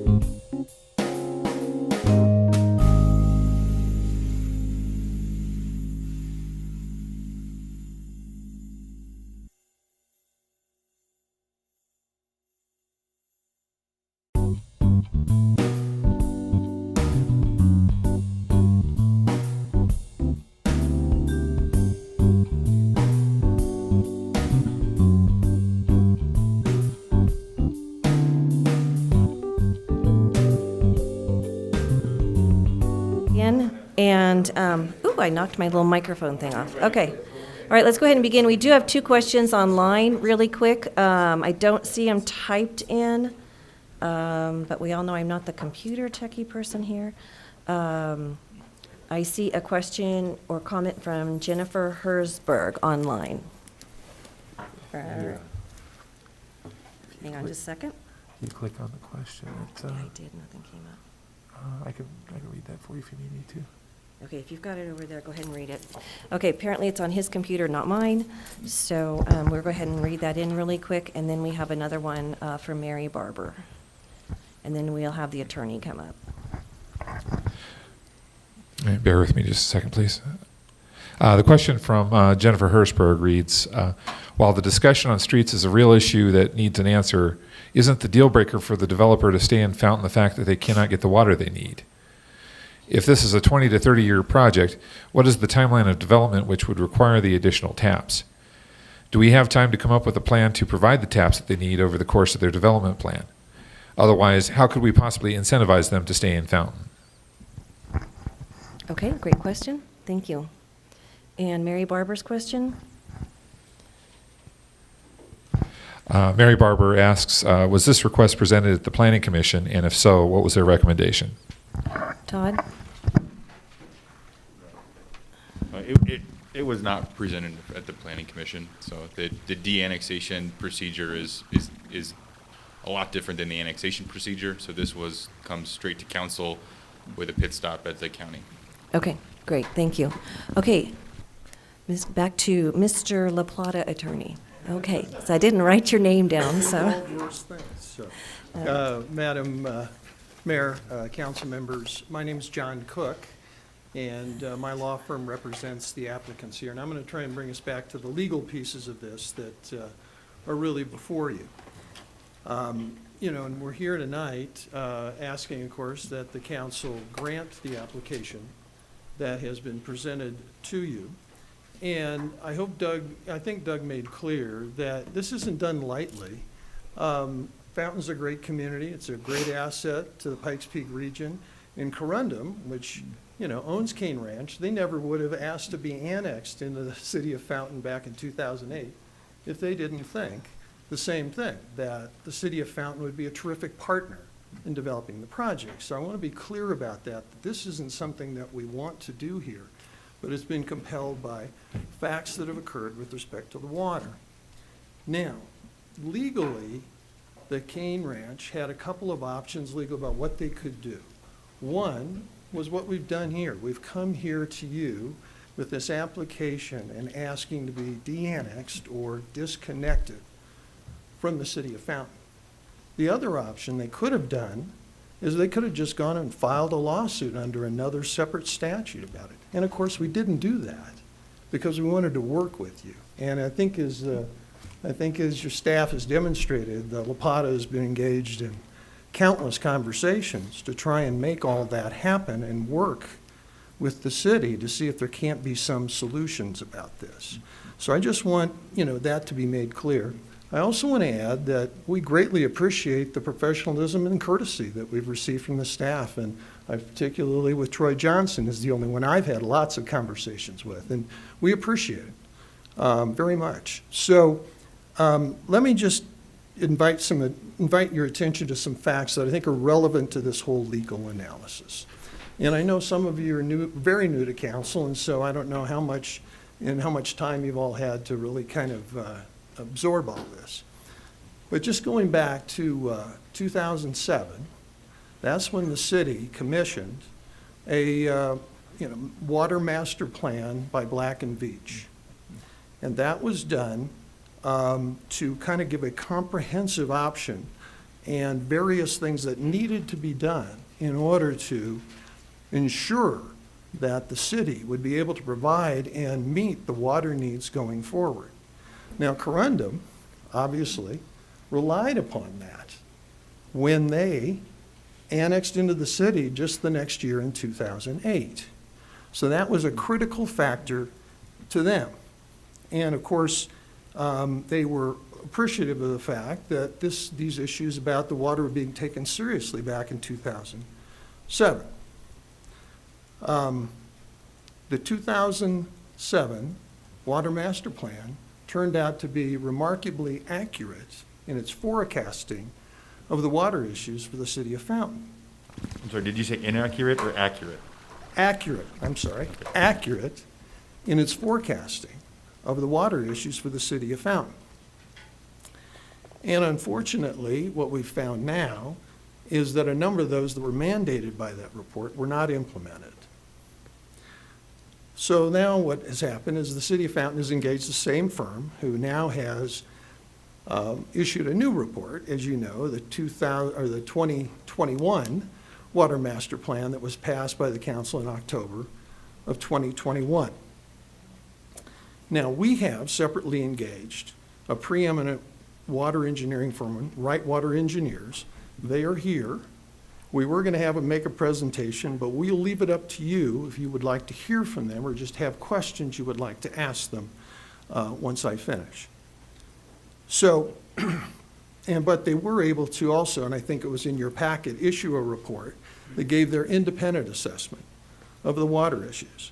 And I think the bottom line is it's fair to say that there is a general consensus among your experts and Wright Water Engineering, and I believe anyone else that's taken a critical look at this, that there simply isn't the water available to service this project, and not only this project, but many other projects that you have that have already been annexed. So that's the big issue.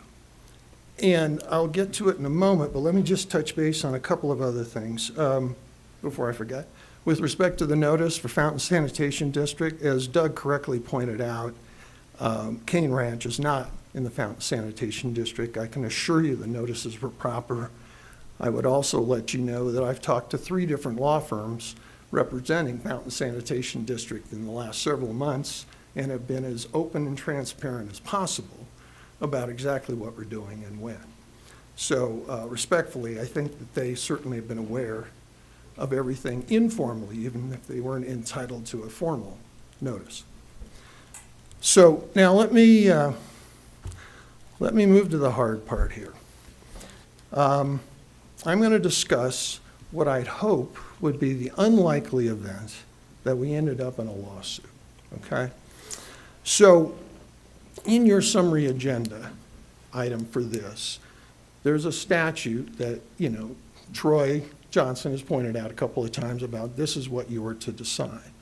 But there's also another key statute that ultimately is in play in this. And I'll give you the number. It's 31-12-119. And it provides for disconnection from the city, and I'll quote, if such municipality does not, upon demand, provide the same municipal services, in this case water, on the same general terms and conditions as the rest of the municipality receives. So here, my clients never got to make a demand because to the city, to its credit, said, we don't have the water. And that's what started this entire issue.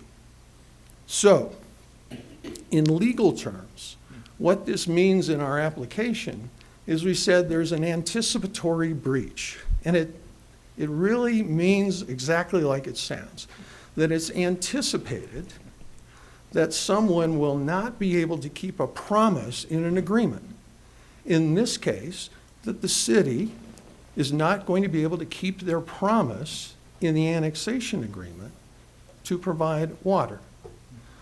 So that's kind of the legal framework of this. And by saying that, I'm not ascribing any bad intent whatsoever to anyone in this room. These are just the facts that the water is not available.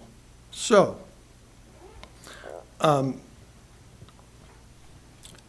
me share some thoughts about this litigation. In my own experience, some laws can be complicated, but quite frankly, most of it's just based on common sense. And I think the judge, if we ever get to that, is just going to apply, of course, the law and common sense.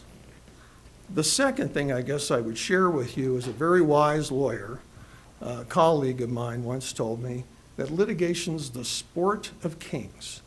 And yes, it's expensive, and that's exactly the reason that my own clients, they didn't want to get the city involved in litigation. They didn't want to be involved in litigation.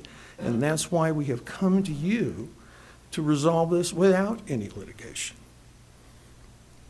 But if it proceeds to court, here's what I think this will look like to the judge and what we would be saying to the judge. By no means intended to be exhaustive, but what I think we would intend to be saying to the court. One, as Doug has mentioned, we've worked with the City of Fountain for years on this project. And there was never a hint of any issue that there was no water or there were water issues. The second, they spent enormous sums during that period of time. Third, 2-3 years later, they're told literally out of the blue that there's this water issue. And we even have emails where we're being told, here's the tap fee, and everything just sounded just absolutely fine until it was revealed 10 months ago about the water issue.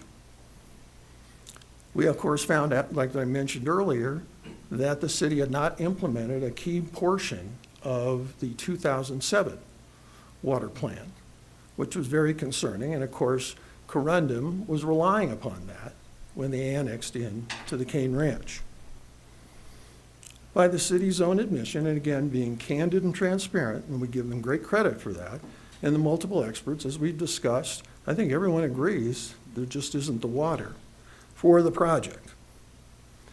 And then that was reaffirmed on January 7th, when the city issued a memo, essentially to the development community, saying, don't file any new applications for single residential developments. If your application's in process, we're not going to process it unless you're fully entitled. And, which hasn't been mentioned tonight, the Black and Veatch report, the 2021 report, gives you some scenarios without the Cane Ranch, which dramatically reduce the obligations you have with these water issues, which is, I think, a significant fact for you all to entertain. I would also share with you that, respectfully, my clients didn't cause any of this. They were ready to go. They were putting all their energies into making this work with the City of Fountain. They didn't cause any of this. And I know if you don't vote to approve the application, then of course we want to share with the judge that we spent 10 months working with the city and came here tonight to ask you to allow us to disconnect. And if you deny it, I think that's going to be relevant to a court. Now, on these issues of the transportation, these are not issues I've been involved in. I couldn't begin to answer them about transportation or any of the other 4 areas that were of concern. But what I can tell you is I can't find anything in the law that would say that any of those are relevant to the analysis of disconnecting the Cane Ranch from the City of Fountain, ultimately. So, in looking at this annexation agreement, that's the document between us. If the city is looking to get any comfort from the language there, I would respectfully suggest it's not there. So the key part of the annexation agreement about water is Roman numeral section 8D. And in it, it says, in part, that the city shall provide water service to the property. Then there's a later section, or sentence, I should say, that the water is on a first-come, first-served basis. That sentence, that phrase there, first-come, first-served basis, does not, under the law, excuse the City of Fountain from providing water. And let me share with you why.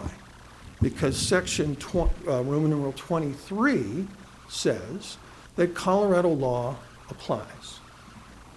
If Colorado law applies, then that brings you to the case of Morgan versus Town of Palmer Lake. Let me share with you what that's about. In that case, virtually identical to this situation, okay? In that case, landowners wanted to disconnect from the Town of Palmer Lake. Okay, that's 13 minutes. Okay, I'm and almost done. You had told him you could do it in 15. Okay. You want me to set it for I'm 2? all right, thanks, I'm getting there. I don't, getting a little So- late here. Okay, so, again, going back, because this is important, I think, to your analysis about what you're gonna do tonight. In that case, virtually identical to this case, landowners wanted to disconnect because the Town of Palmer Lake wouldn't give them water. And the Town of Palmer Lake's annexation agreement says, we don't have to give you water, period. So, when the landowner petitioned the city council and asked to be disconnected, they denied it. They then filed suit, and they went to the trial court. The trial court sided with the developers or landowners. It then went to the Court of Appeals. And here's what the Court of Appeals said. It refers to that statute I just told you about a moment ago about providing services. And here's the summary of what the case says. The court held that, 1, the annexation condition that the town would not be required to supply water to the subdivision did not relieve the town of its statutory obligation, in other words, the Colorado law's obligation, to provide subdivision landowners with the same municipal services on the same general conditions as the rest of the municipality. And 2, disconnection of the subdivision from the town was mandatory when the town failed to provide water to the subdivision on the same basis that water was supplied to other areas of town. All of that's to say that no matter what the annexation agreement may say, this state statute requires and mandates that, that a party be able to get services, and in this case, water. So that's exactly what we have here as well. Okay. So, 2 sentences? 2 sentences, okay. So I would respectfully suggest that exercising your best judgment and trying to keep, of course, in mind the city's best interests is the city's best interests served by triggering what will be, unfortunately, a lawsuit with its attendant expense, and with what I hope I've imparted to you is what the probable outcome would be. I would just ask that you please consider that and keep it in mind. Thank you. Mr. Applegate, did you have a question? Yeah. It's not that we don't want to de-annex you. We're looking out for our city. We have no animosity against you. We don't care what you do. You can build your 8,000 houses that you... We're looking out for the people of Fountain and what goes on here and what it's going to cost us. And why should it cost us to repair something that you people have done? That's not right. That's all we're saying. That's all we want. Whatever La Plata did, why don't we have the same kind of agreement? I'm not sure I follow about what La Plata has done, because La Plata wanted to, La Plata and No. The agreement they made with Mr. Evans. I'm not privy to anything about that. I know. So if you I know want you're Mr. not, but Quimby to this is respond, what I'm trying to say. We're not trying to stop you from de-annexing. We don't have any right to do that. But what we're trying to do is get a friendly agreement, a kind agreement of what you're going to do to our city. You're going to put another city the size of this city running through this city. That's all we're trying to say to the developer here, the owner. And we know we can't stop what's going to happen, but we need some kind of a conversation about it and some talk about it and some kind of future, whatever's going to happen. Thank you, Mr. Applegate. I do have one question. I'll get to you. I see your light on over there. I'd kind of like to get a consensus from council. He did say that their water engineer is here, and it is getting late. Is there any questions you would have for the water engineer that he would need to come up to speak? He get a pretty good Yes, thing in his no? packet. You feel like you know everything? I have one. Okay, I hang have on. one, Sharon. Okay, hang on just a second. Gordon Councilmember Rick has a question first, and then we'll get to Councilmember Estes. Thank you. Please let Councilmember Estes talk, and then I'll speak. Okay, Councilmember Estes? I really appreciate everybody's time in this tonight. I do have one question for the developer and just a general observation. You did this water study saying that Fountain definitely cannot provide the water. Did you do the same study for Colorado Springs? And just because I'm a lifelong Colorado resident and stuff, at what point are we morally obligated to think about the future water in this state? From everybody, not just the municipalities involved, but everybody. Just my comment, that's all. Thank you. Just really quick, her question was, did you do the same water study for Colorado Springs that they can supply you with the water? And it's basically a yes or no answer. I don't know the answer, so I'm going to have Mr. Quimby respond.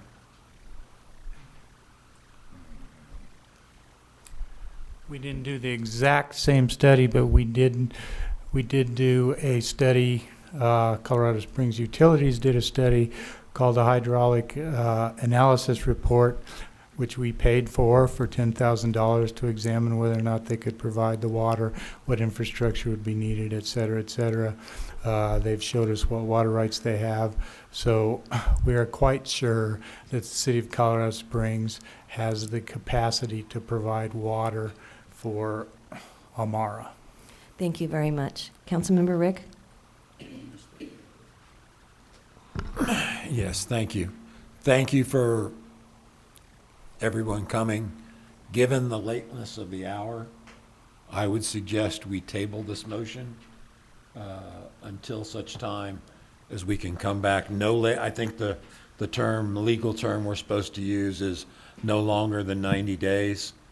Staff can reschedule it whenever they can, but I think we need to have more discussion amongst us as a council. I think staff and the developer need to have some discussions.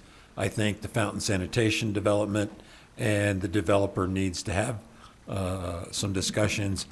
I'm uncomfortable rushing into a decision right now, given the lateness of the hour. Okay, well, I respectfully listen to what you're saying. There's been a lot of people sitting in the audience tonight that have been here a really, really long time, and I want to be respectful of their time for having been here for a long time. So, are you done with your presentation? And Troy, can we go to some audience questions or comments and asking the members of the audience to, keep it?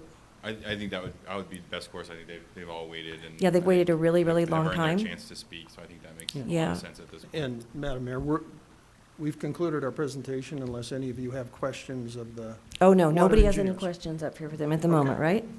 Okay. All right. All right, nobody has any questions. Okay. Thank you. All right. I'm just teasing y'all. If you got questions, put your lights on.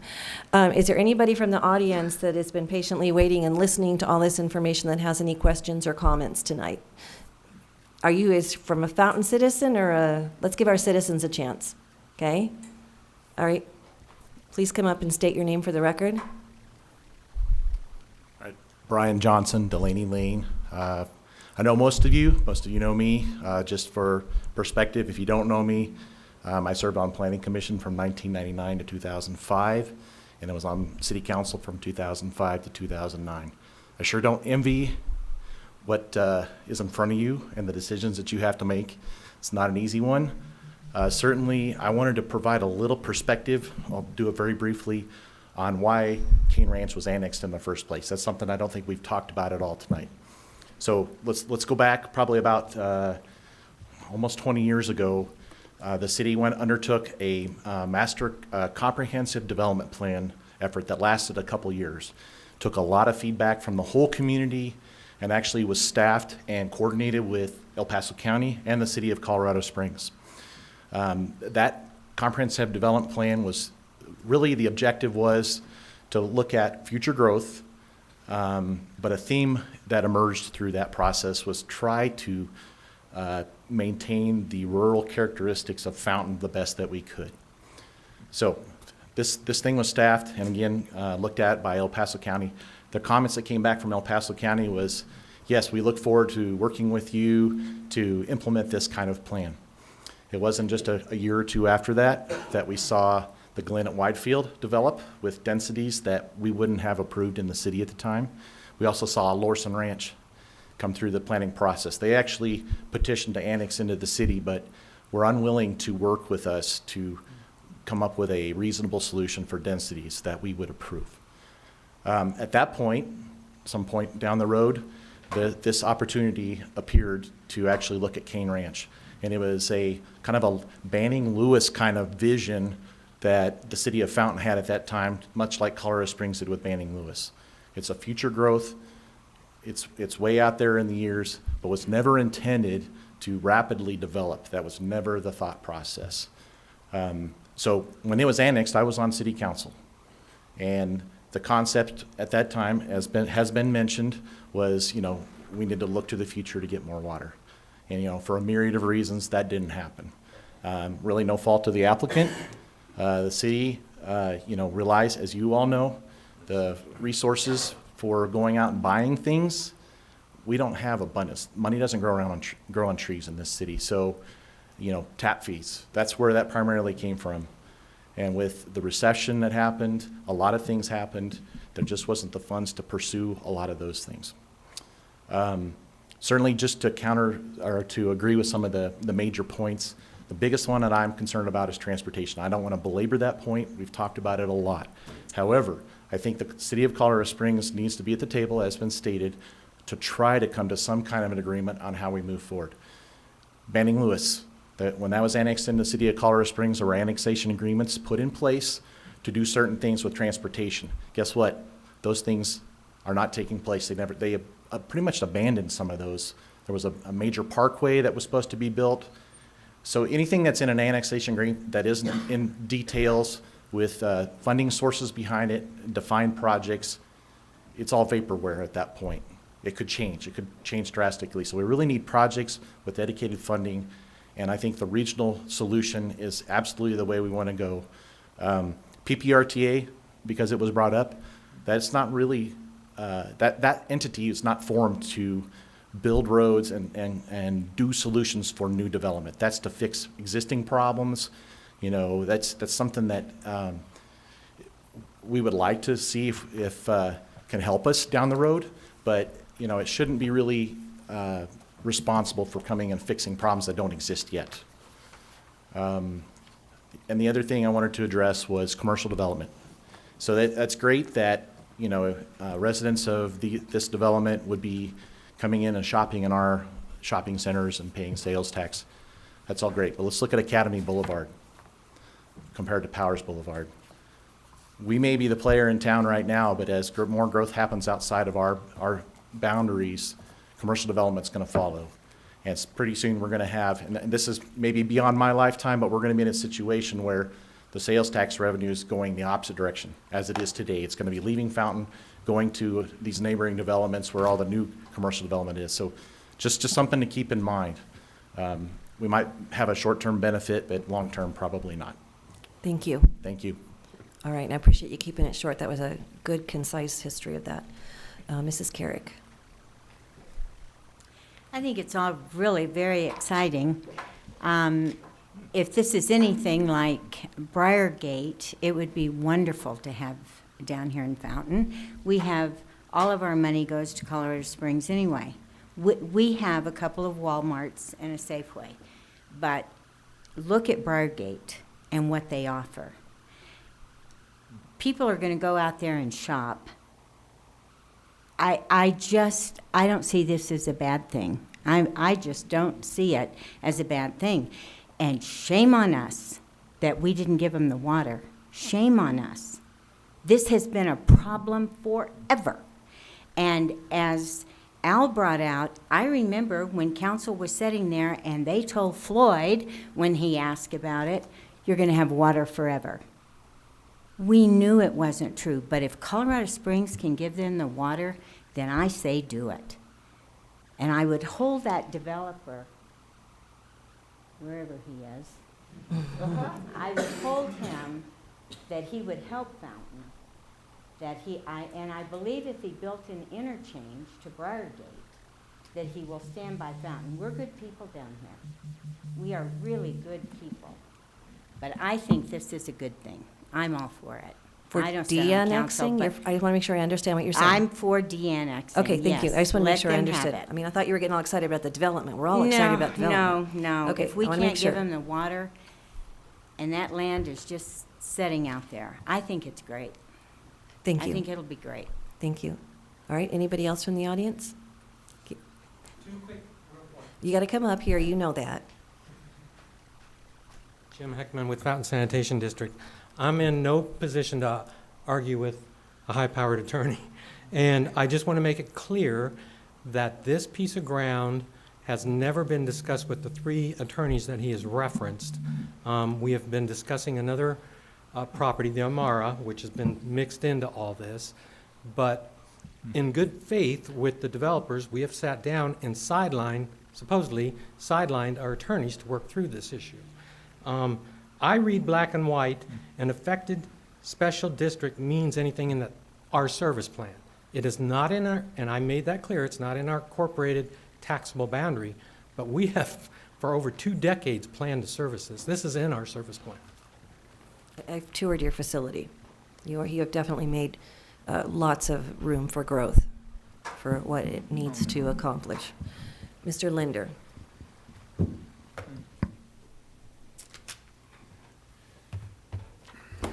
I had planned to really have a war tonight, so I was really prepared. Here is our comprehensive plan. Thank you for bringing it up. Mr. Linder, could you turn around so that... Thank you Thank for you. bringing it up, Brian, and you're excellent on all points. I'm proud of Jimmy Heckman, and I'm actually proud of this council, and I'm proud of everybody.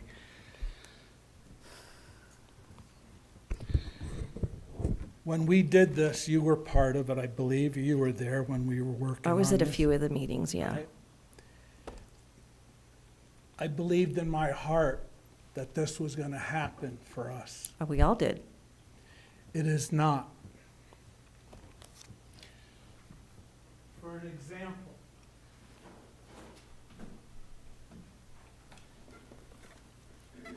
you said cars, 1.5 cars. No, it's 3. It's 3. This is what happens. Going through my property, my fences, my gates, my insurance company has had it with me. This is every other week. Am I correct? Correct. Every other week. This is what happens to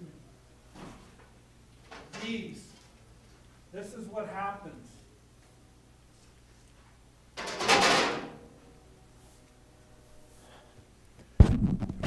I'm a disabled veteran. I want peace and quiet. I'm 70 years old. I want peace and quiet. I can't have it anymore. Like I said, there was a little birdie that came by and warned me and said it's time to go. And I really do believe it's time to go.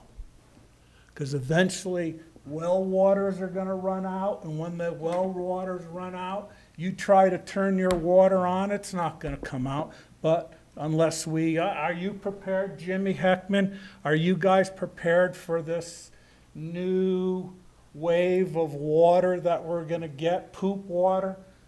I hear it's supposed to be pretty good. I guess it's safe. But you know what? When I was in the military and they loaded 55-gallon drums of Agent Orange and they told us it was safe, was it really safe? I don't know what to do anymore. I know you can't stop growth.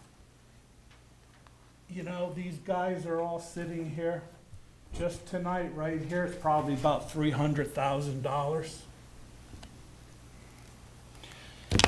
This is what I've learned. Life is about this. This is what controls everybody. They got it, they're gonna beat the heck out of you. I give up.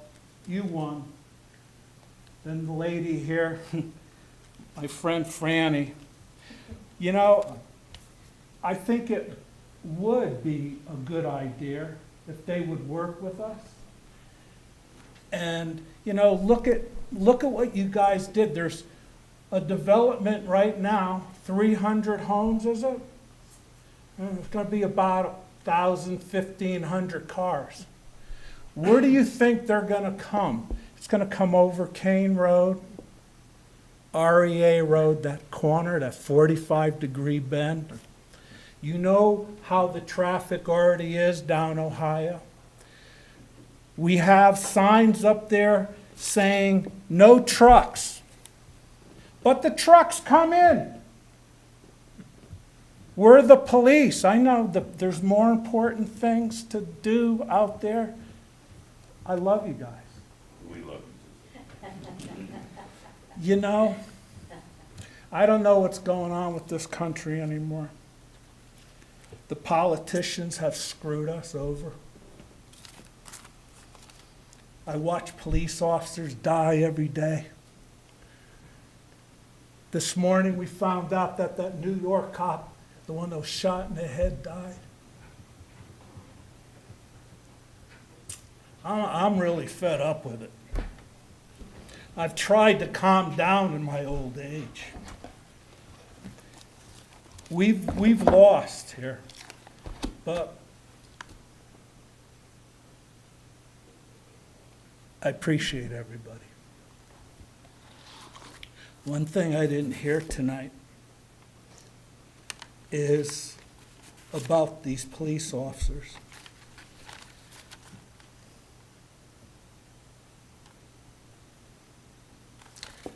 I don't know. I'm done, I think. Maybe it is time to move. I've got to do something. I don't want to be threatening, but it's time that you folks tell the people of Fountain the worst is going to come to us. Mr. Corey Applegate, and unbelievable what they've done to your property up there. Larson Ranch, they came right up on top of you. Now T-Cross Ranch is on the other side. Can you imagine what's going to happen to your folks over there? But there's nothing we can do about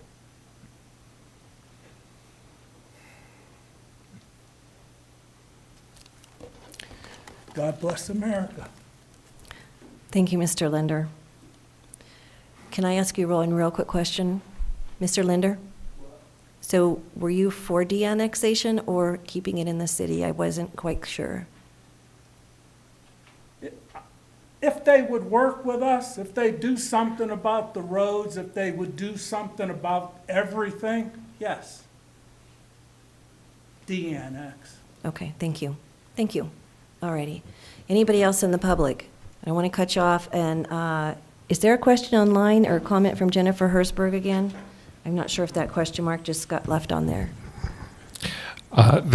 There is one more comment. Jennifer says, "Thank you, Brian Johnson. Key phrase, quote, not intended for rapid development, unquote. We need time to come up with a plan that meets with the developer's needs while balancing our capacity to provide the needed services." Okay. We've had a really, really long discussion about this, and I appreciate everybody hanging in here. I understand that Councilmember Rick would like to postpone this for a certain number of days. I think everybody's heard a lot about it tonight. I don't know if anybody's answer will change in 90 days or not. It's a lot of information. So I'm going to give you everybody just a second to take and think about this answer. About what you would like to do tonight, if you would like to go ahead with a vote, or if you would like to table, if I'm allowed to do that, Troy? Because just to get everybody's kind of opinion. If he wants to make a motion, he can. Let everybody get their Okay. first. Okay.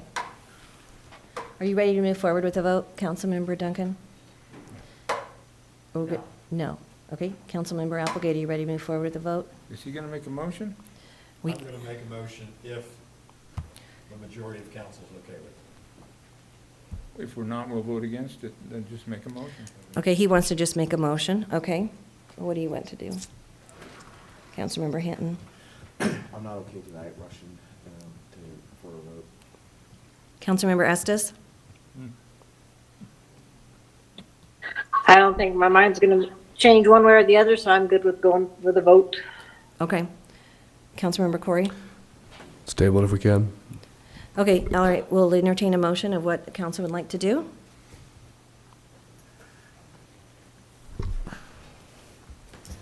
Councilmember Rick? I move we table this motion for no more than 90 days, and staff can reschedule it within their discretion. Okay, is that okay, or do we have to set a specific date for when it to come back, for when it needs to come back? You can do either. You know, I think if that were the motion, staff would, probably the direction we would take is to just look exactly in 90 days and find the closest meeting within that time period.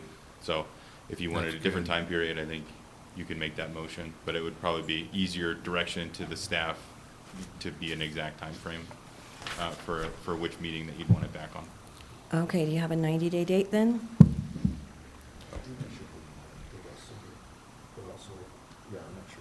Then let your vote reflect that. Let Okay, 'cause staff we have a motion on the decide. floor. Do we have a second for that motion? Yeah, I'm sorry? yeah, Yeah, what? a motion. We have a He made motion it- on He the. made a motion. We have a looking for a motion. second. We have a motion on the floor to postpone it for 90 days. Do we have a second to that motion? That's the, and, well, could you say I second the motion? Okay, second. Well, you were asking me if we had a motion. Okay, and I have a button from the city clerk. An item that's tabled has to be tabled for a specific period of time and for a specific purpose in your motion. Please, thank you. Okay, thank you. Second meeting in April 26th. Okay, so we have a motion that needs to be amended. Okay. Is that correct? Is that what you're saying, city clerk? Yes, the motion would need to include the time frame, which Todd shared that, and the purpose for Okay. the item being tabled. I move we table ordinance 1770 until April 26th to give the parties more time to reach an agreement regarding the issues that staff has raised. How's that? Okay, do you agree to the second to that amended? part? Second. Okay, so we have a motion and an amendment. Please vote.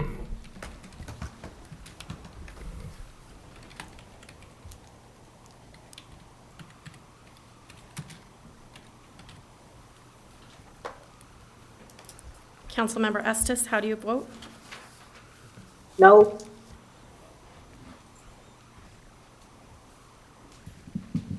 I have 5 yes, 2 no. Councilmember Thompson and Councilmember Estes voting no. Motion carried.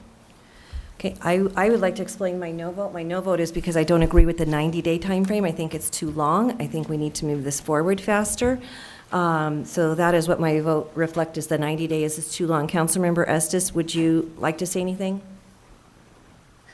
I just think it's a foregone conclusion with the threat of a lawsuit hanging over our heads. We don't have a lot of choice in this matter. So I appreciate being able to work with them, but they've been so good working with us up to this point. So I just don't see that it's going to change. 90 days isn't going to change what happens here. Okay. When this comes back on April 26th, we've spent a lot of time tonight, a lot of time, over 3 hours on this motion. I would plead with the parties when they come back to not repeat themselves when they come back. We don't need to hear it all again, or if you do, do it for about 30 seconds. And let's see if we can get through this in about 30 minutes total the next time we come back. Council members, you have plenty of time to ask questions, and I do see your button, Councilmember Duncan, and I'll get off my rant in just a second. So anyways, but please, please, shorten your timelines, your presentations, and let's get through this a lot quicker, because I think we've covered a lot of material tonight. We don't need to rehash it. So, Council. Is it too late to, you have went through, for the next meeting, is it too late to add to next meeting? Add what? We went through the process of asking, do we want to add something to the next meeting? Oh, at the very beginning where you want to add something onto the agenda? You can, yeah, go ahead, when we do our time here in just a second. That basically is gonna, except for just, unless staff has anything else to say tonight. We can skip. Can y'all skip, I mean, you have something really important to say. I know, Troy, you had an announcement you wanted to share. I did. We're gonna have a new judge appointed, coming to you for appointment next meeting first meeting in February. So just excited about that. Okay, first meeting in February, and we're going to open that up to everybody at 5:30. So come, meet the judge. Hopefully that'll be the only time you meet the judge, and